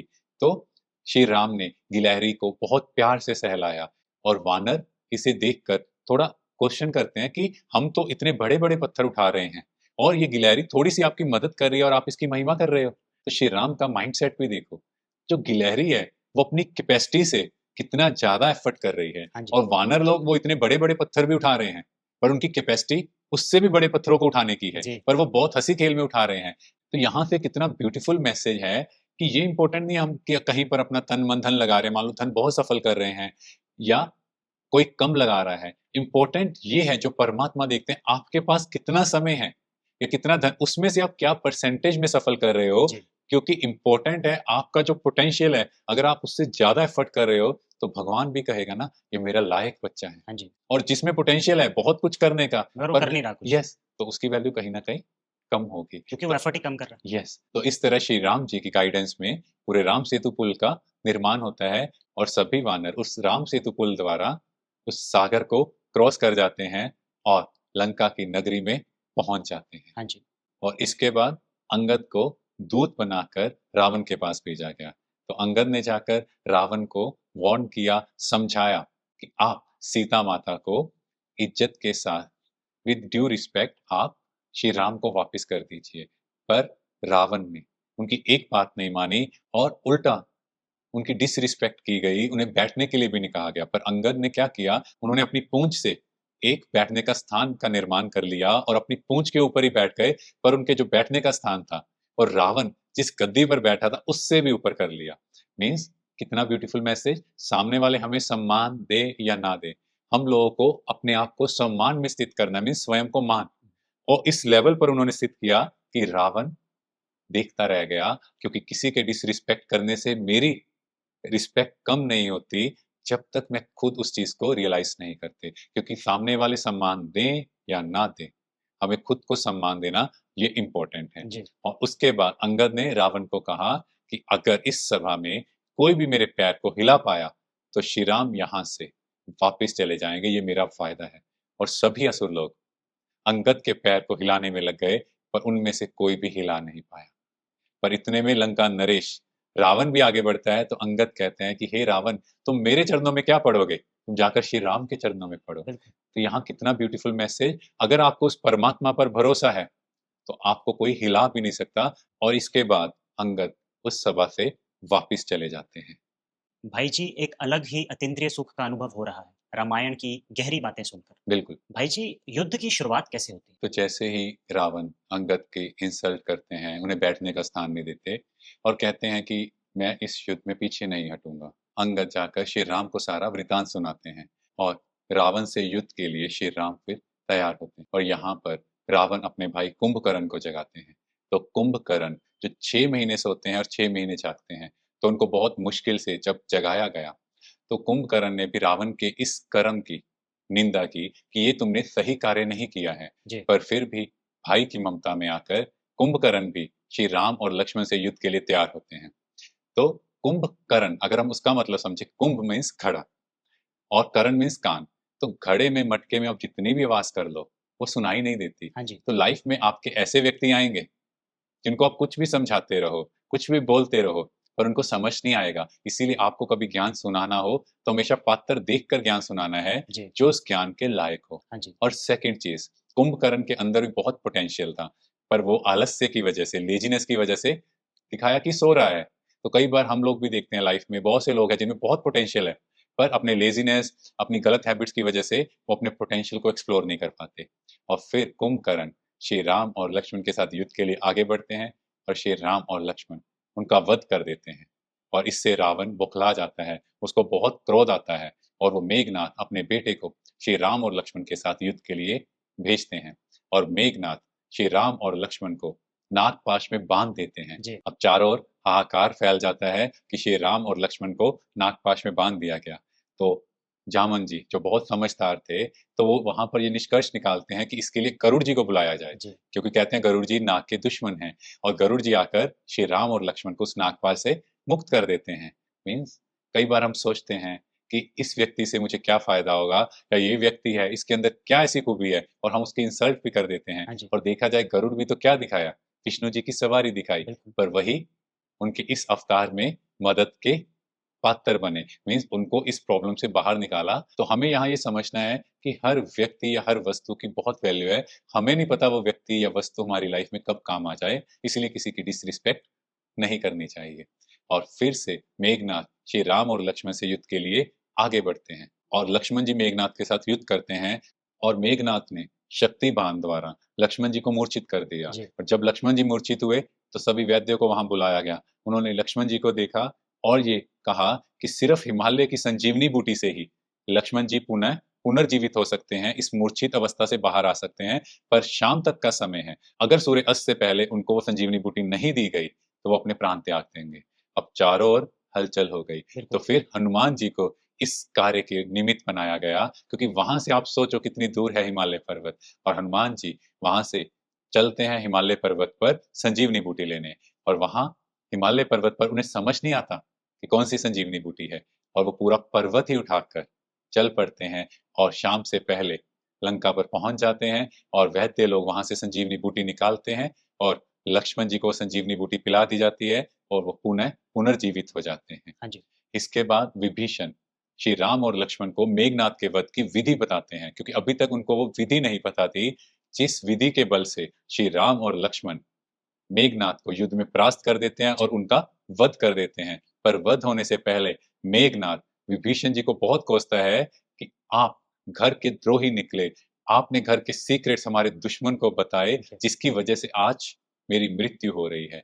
और यहाँ से कितना ब्यूटीफुल मैसेज है कि लाइफ में अपने सीक्रेट्स, चाहे कोई भी अपना भी हो, तो भी उन्हें नहीं बताना चाहिए, क्योंकि हमें नहीं पता कब वो हमारे दुश्मन बन जाएं। तो इस तरह से मेघनाद का भी वध हो जाता है, और जब रावण को ये पता लगता है तो रावण एकदम बौखलाकर श्री राम को ललकारता है कि अब युद्ध में मैं उतरूंगा और आपको मुझसे कोई नहीं बचा सकता। तो अगर हम देखें तो ये रावण कौन है? रावण के 10 शीश दिखाए, एक शीश कटता था तो दूसरा वापस आ जाता था। तो ये हैं 5 विकार पुरुष में और 5 विकार स्त्री के अंदर। जब इकट्ठे हो जाते हैं तो 10 सिर बन जाते हैं। और अगर हम देखें, आज हम सोचते हैं कि आज से मैं गुस्सा नहीं करूंगा, पर क्या होता है? फिर गुस्सा करते हैं। कुछ दिनों बाद फिर गुस्सा आ जाता है, एक सिर काटा तो फिर आ जाता है। तो इसी तरह से रावण का भी दिखाया, एक सिर काटा फिर से दूसरा आ गया। और रावण के सिर पर ताज कौन सा दिखाया? गधे का ताज। मीन्स इतना बलशाली, पर इतना बलवान होते हुए भी बुद्धि नहीं थी, जो समझ नहीं पाया कि सामने कौन उनके साथ युद्ध कर रहा है। और रावण का जो वास था वो लंका की नगरी पर दिखाया, आसपास पानी ही पानी दिखाया। तो अगर हम आज की पृथ्वी भी तो देखें तो चारों तरफ पानी ही पानी है। और अगर हम और डीपली इसको समझें, चारों तरफ रावण की ही तो दुनिया है। ये विकार कहाँ है? हर जगह है। कौन सा ऐसा प्रदेश नहीं है जहाँ काम, क्रोध, लोभ, मोह, अहंकार नहीं है? ये हर जगह पाए जाते हैं। तो असल में परमात्मा सर्वव्यापी नहीं, हम कहें तो रावण, ये विकार हर जगह है, ये सर्वव्यापी है। भाई जी, हम दूसरों की बुराइयां खत्म करने की बात करते थे, बुराइयां तो हमारे खुद के अंदर हैं। यस, क्योंकि हम सब देखें तो इन विकारों से ग्रसित हैं। हाँ इन जी। विकारों की प्रॉब्लम से हर कोई जूझ रहा है। किसी से भी पूछो आप क्या चाहते हो, तो वो कहेगा कि मैं चाहता हूँ ये मेरी नेचर, ये हैबिट चेंज हो जाए। जी। पर वो चेंज नहीं कर पा रहे। कुछ दिन प्रॉमिस भी करते हैं। इवन कुछ लोग फर्स्ट जन को अफर्मेशन क्रिएट करते हैं कि इस साल मैं हर दिन जिम जाऊंगा, या इस साल मैं ये चीज नहीं कंज्यूम करूंगा। पर कुछ ही दिन बाद वो फिर करने लग जाते हैं। यस, क्योंकि उस परमात्मा की शक्ति को हम यूज नहीं करते, उससे रिलेशन नहीं बनाते। हिमांशु भाई जी, हमने रावण के बारे में बहुत सुना है कि रावण तो बहुत ज्ञानी थे, महान पंडित थे। इसको थोड़ा और विस्तार में आप समझाएं। हाँ जी। तो सबसे पहले रावण एक ब्राह्मण थे। तो धर्म और कर्म कहा गया ऊंच कुल के थे। तो आज के समय भी देखें तो धर्म उनका चाहे बड़ा हो, पर कर्म कैसे हो गए हैं वो इम्पोर्टेंट है। तो यहाँ पर हमें बहुत ब्यूटीफुली ये चीज समझनी है, हमारे कर्मों से हमारा नाम होगा, हमारे धर्म से नहीं। हाँ जी। ठीक है, तो हमें अपने कर्मों पर बहुत अटेंशन देना है। सो फर्स्ट इज धर्म एंड कर्म। सेकंड अर्थ। रावण कितना अमीर दिखाया, वो सोने की लंका की नगरी में रहता था। और आज का मनुष्य भी देखो कैसा है। रात को आप फ्लाइट से देखो तो आपको पूरी दुनिया कैसी दिखाई देगी, जगमगाती, ऐसे लगेगा जैसे सोने की नगरी है। हाँ जी। उसके बाद बल, रावण कितना शक्तिशाली था। बहुत उसके अंदर कहते कितना बल था, किसी को भी परास्त कर सकता था। और आज का मनुष्य भी देखो कितना शक्तिशाली हो चुका जी। है, किसी भी कंट्री को सेकंड में खत्म कर सकता हाँ है। जी। नेक्स्ट बुद्धि, रावण कितना बुद्धिमान था, कितने शास्त्र उसने पढ़ रखे हाँ थे जी। और कितने कंठस्थ थे, उसको याद थे। बिल्कुल। आज का मनुष्य भी देखो कितना बुद्धिमान है, क्या क्या चीजें डिस्कवर कर डाली हैं। और भक्ति, रावण कितना बड़ा शिव भक्त था। और आज के समय में भी देखो कितनी भक्ति हो रही है, गली गली में कितनी भक्ति, कितने कीर्तन हो रहे हैं। जी। ये सब चीजें अगर आप देखो, सब होते हुए भी क्या घर में शांति है? नहीं। है ना? तो अगर हम कहें तो रावण राज्य सिर्फ एक लंका में नहीं, पूरे विश्व में फैल चुका है, जी। जहां मनुष्य टॉप लेवल पर तो जा रहा है, पर कहीं ना कहीं वो अपने बेस को भूल गया है, अपने मन की शांति को भूल चुका है। जी। और रावण भी ऐसा कैसे बना? उसके पास सब समझ थी, उसका अहंकार। जब इंसान के अंदर ये अहंकार पैदा हो जाता है कि मेरे से श्रेष्ठ कोई नहीं, जी। इतना कुछ होते हुए भी, इतना धर्म, कर्म, अर्थ, बल, बुद्धि, भक्ति सब कुछ होते हुए भी क्या चीज रावण को ले ली हुई? उसका अहंकार। अहंकार। तो जैसे ये विकार हैं, ये विकारों का अंदर में अहम ऐसा क्रिएट होता है जी। कि हम खुद को भूल जाते हैं। और इसके बाद क्या दिखाया कि रावण ने 5 एलिमेंट्स के जो देवता हैं उनको भी अपने यहाँ बांधा हुआ था, और इवन यमराज को भी बांध के रखा है। और आज के समय भी अगर हम देखें तो मनुष्य ने क्या किया? बटन दबाया तो पंखा चल पड़ता हाँ है, जी। एसी चल पड़ता है तो वायु देवता प्रकट हो गए। टैप ऑन की, जल जल आया देवता। तो जल देवता प्रकट हो गए। गैस पे लाइटर ऑन किया तो अग्नि देवता प्रकट हो गए। और कैसी भी जमीन बंजर हो वहां पर भी हरियाली ला सकता है धरती माँ। और पांचवा है आकाश तत्व। आकाश तत्व से देखो उसने फ्लाइट्स निकाल रहे हैं, जी। वहां से विमान उड़ रहे हैं और वहां से आर्टिफिशियल बारिश भी क्रिएट कर दी है, बिल्कुल। तो आकाश तत्व भी अपने कंट्रोल में है। हाँ जी। और उसके बाद मनुष्य शरीर छोड़ रहा हो पर उसको वेंटिलेटर में रख दो, आईसीयू में पड़ा रहेगा वेंटिलेटर पर, तो यमराज को, धर्मराज को भी अपने कंट्रोल में कर लिया है। बिल्कुल। तो कहीं ना कहीं ये दुनिया रावण राज्य ही तो नहीं बन गई है। बिल्कुल रावण राज्य। ये तो सब चीजें मनुष्य ने अपने कंट्रोल में कर ली हैं, इतनी ग्रोथ होने के बाद भी मन अशांत, क्योंकि रिसोर्सेस होना अलग बात है, मन की शांति वह आत्मिक स्थिति, जब हम आत्मा रूप में स्थित होते हैं, स्वयं को जानते हैं और उस परमात्मा से कनेक्ट करते हैं, उस शांति के सागर से, तभी शांति मिलती है। हाँ जी। और रावण भी आप देखो, सब कुछ होते हुए भी, सब सुख साधनों से भरपूर होते हुए भी अपने अहंकार की वजह से पतन की ओर गया। और इसके बाद विभीषण श्री राम और लक्ष्मण को बताते हैं कि जो रावण है, इसके वध की सिर्फ एक ही विधि है कि इसकी नाभि पर तीर लगाया जाए, जी। तभी इसकी मृत्यु होगी। और श्री राम अपना तीर रावण की नाभि पर मारते हैं, जिससे रावण मृत्युशैया पर लेट जाता है। और यहाँ भी कितना ब्यूटीफुल मैसेज है कि घर का भेदी लंका ढाए। हाँ जी। अगर विभीषण रावण की मृत्यु का राज श्री राम और लक्ष्मण को ना बताता तो रावण को वो मार ही नहीं पाते। बिल्कुल। और यहाँ पे हमें सीखना है कि फैमिली यूनिटी बहुत इंपॉर्टेंट है, हमें आपस में मिलजुल कर रहना है। और दूसरी चीज, हम लोग बहुत एफर्ट करते हैं अपने विकारों को कंट्रोल करने का, पर इनको कंट्रोल की विधि क्या है? Soul consciousness. जैसे ही आत्मा रूप में हम कनेक्ट होते हैं तो ऑटोमेटिकली ये सब विकार खत्म हो जाते हैं, क्योंकि विकार हम कहें या फिर ये गंदगी, ये कहाँ तक है? जब हम इस शरीर को देखते हैं। बिल्कुल। पर जैसे हम आत्मा को देखते हैं तो ये लस्ट, क्रोध, एंगर, ये सब चीजें खत्म होनी स्टार्ट हो जाती हैं। और इसी तरह रावण को मारने की भी यही विधि थी कि जो नाभि होती है वहां से कहते सब सर्कुलेशन बॉडी में जा रहा है, उसको डिस्कनेक्ट किया। मीन्स जैसे ही मैंने खुद को आत्मा समझा तो ये विकार खत्म। तो मुझे एक एक गला को नहीं काटना, क्या काटना है? सिर्फ मैंपन को काटा। तो इस तरह श्री राम ने रावण का वध किया। और श्री राम लक्ष्मण जी को समझाते हैं कि तुम रावण के पास जाओ, वो अपनी मृत्युशैया पर है, उनसे कुछ शिक्षा लो। और लक्ष्मण हंसने लग जाते हैं कि उस महापापी से क्या शिक्षा ले। और वो जाते हैं रावण के पास, उसके सिरहाने पर खड़े होते हैं। रावण कुछ नहीं कहता और लक्ष्मण जी भी वापिस आ जाते हैं। और लक्ष्मण जी कहते हैं उसे क्या पता है? और श्री राम पूछते हैं आप कहाँ खड़े थे? तो लक्ष्मण कहता है उनके सिरहाने पर खड़ा था। तो श्री राम कहते हैं अगर किसी से ज्ञान लेना हो तो उसके चरणों के पास खड़े होना चाहिए, उनको नमस्कार करना चाहिए। तो लक्ष्मण फिर से रावण के पास जाते हैं, उनके पैरों के पास खड़े होते हैं और उन्हें प्रणाम करते हैं और कहते हैं कि मुझे आपसे कुछ शिक्षाएं लेनी है कि आपने अपने इस जीवन से क्या-क्या बातें सीखी, वो मुझे कुछ बताएंगे। तो रावण लक्ष्मण को कहते हैं कि इस जन्म में मैंने कुछ शिक्षाएं हैं जो सीखी हैं, उनमें से 3 मेन बातें हैं जो मैं आपको सिखाऊंगा। फर्स्ट चीज, हमेशा अपने हितैषियों की बात सुनो। मेरी लाइफ में सबसे बड़ी प्रॉब्लम क्या रही कि मेरे जो अपने हितैषी थे, जो मुझे वो बात समझाते थे, मुझे वो अच्छी नहीं लगती थी, पर जो चापलूस लोग थे, मुझे उनकी बात ठीक लगती थी। और मैंने अपने साथ ही जो विभीषण थे, कुंभकर्ण था, उन्होंने भी मुझे समझाया, इवन मंदोदरी ने भी मुझे समझाया, पर मुझे उनकी बात कड़वी लगी और मैंने उन्हीं को ही लात मार दी। दूसरी शिक्षा, जब भी कोई शुभ कर्म करना हो तो उसमें देरी नहीं करनी चाहिए। जी। मेरे मन में भी कभी-कभी विचार आता था कि सीता माता को छोड़ देना चाहिए, पर मैं उस विचार को पोस्टपोन कर देता था। मैं कहता था कोई बात नहीं, कल कर लेंगे। पर वो कल जैसे ही आती थी, मैं सोचता था इस बात को छोड़ दो। और तीसरी बात, कभी भी सामने वाले अपने शत्रु को कमज़ोर नहीं समझना। मैंने भी यही सोचा कि ये श्री राम और लक्ष्मण क्या हैं? क्या कर सकते हैं? मैं तो इतना शक्तिवान हूँ। पर मुझे नहीं पता था कि आप लोग इतने बलवान हो और मैंने आपकी शक्ति को अंडर एस्टिमेट किया। इसलिए युद्ध से पहले कभी भी अपने शत्रु की शक्ति को अंडर एस्टिमेट नहीं करना।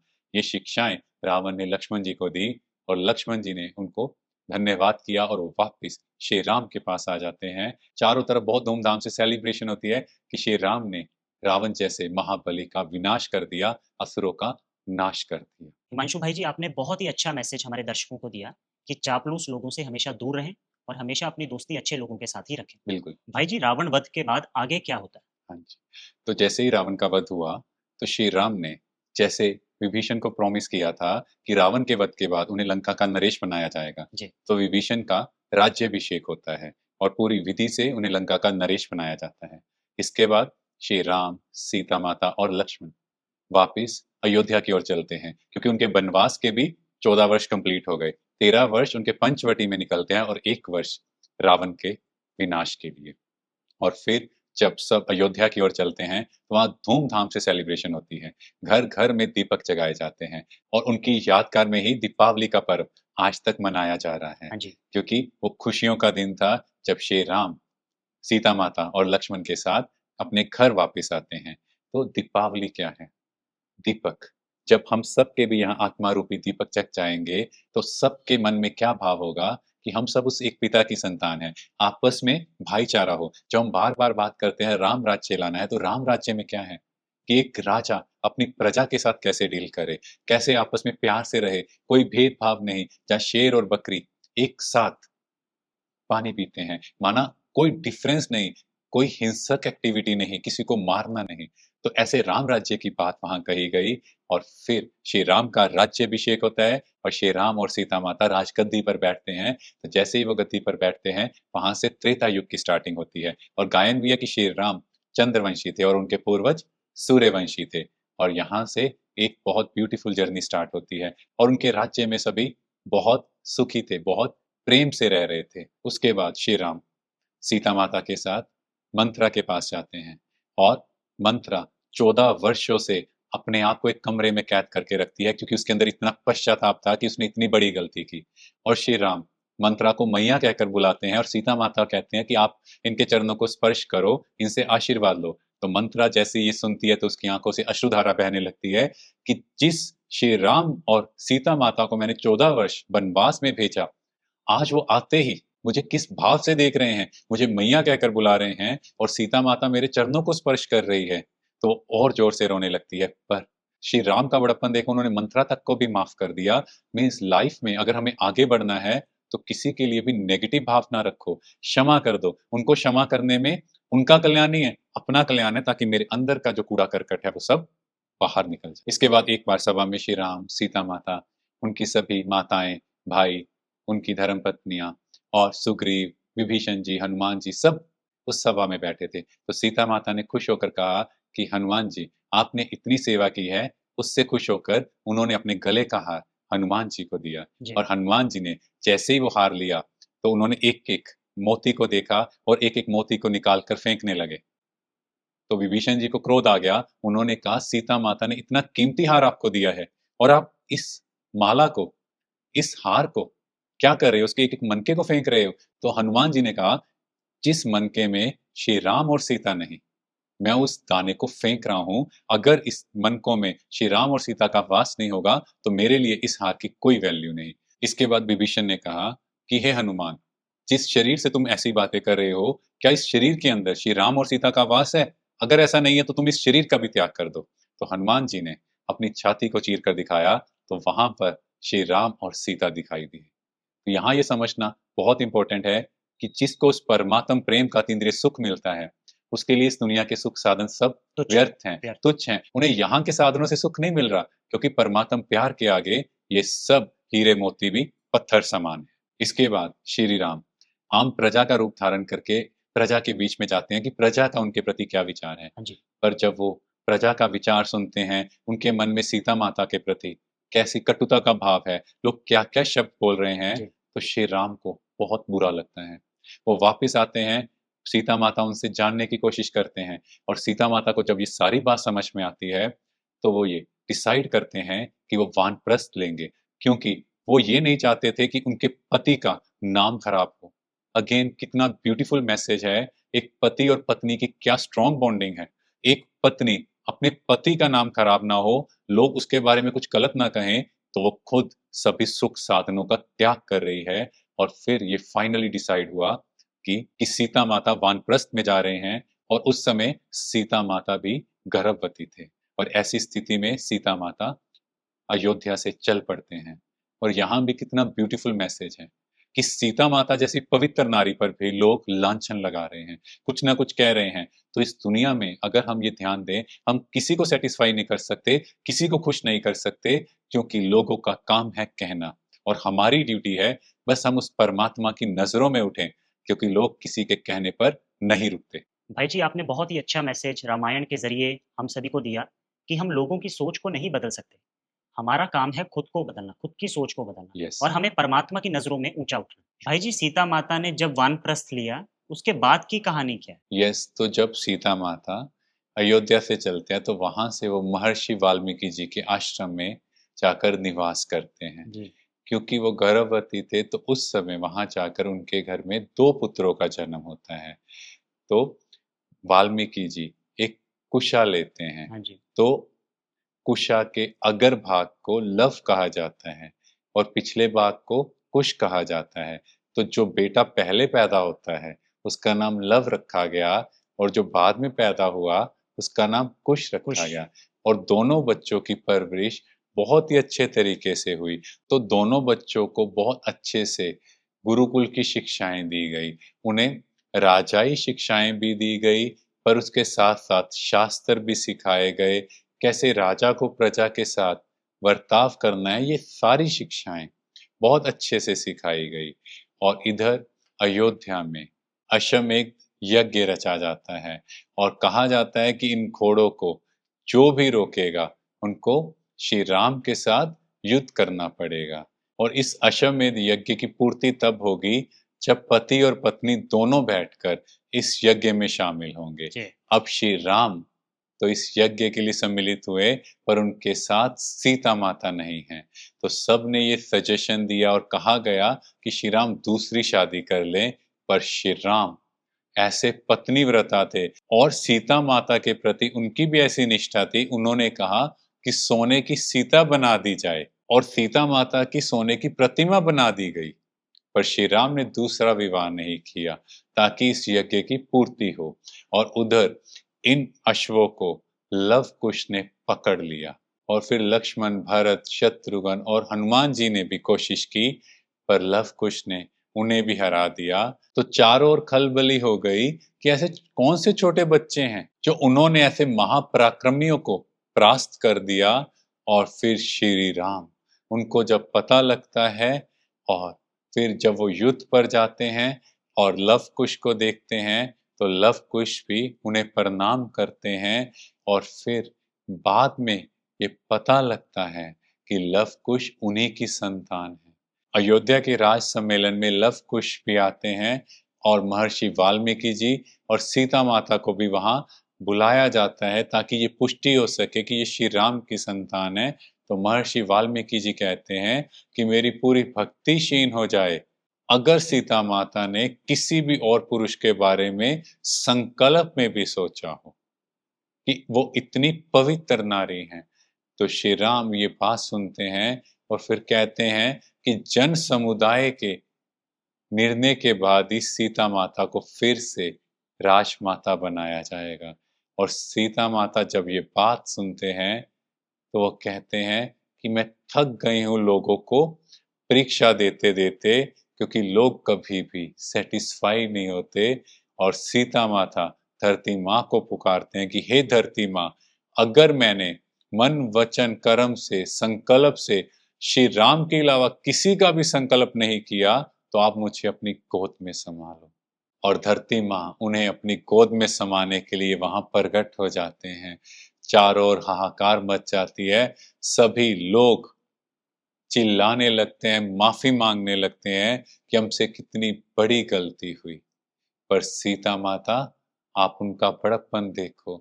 वो श्री राम से कहते हैं कि इन लोगों से जो भी गलती हुई कोई बात नहीं, आप इनके साथ वैसा ही व्यवहार करना जैसा एक राजा अपनी प्रजा के साथ करता है।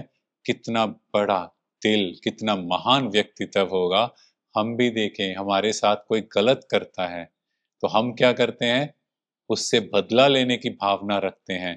पर सीता माता के साथ इतना कुछ हुआ फिर भी उन्होंने उनके लिए मातृभाव रखा, जगत माता का रोल निभाया। और फिर सीता माता धरती की गोद में समा जाते हैं।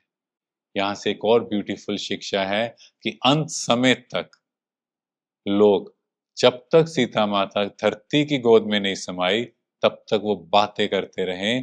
तो लोग, जब तक हम शरीर नहीं छोड़ेंगे तब तक कुछ ना कुछ कहते रहेंगे। बाद में चाहे भले कहते रहें कि नहीं वो सही थे, पर जब तक हम इस शरीर में हैं तब तक हमारी निंदा ही करते रहेंगे।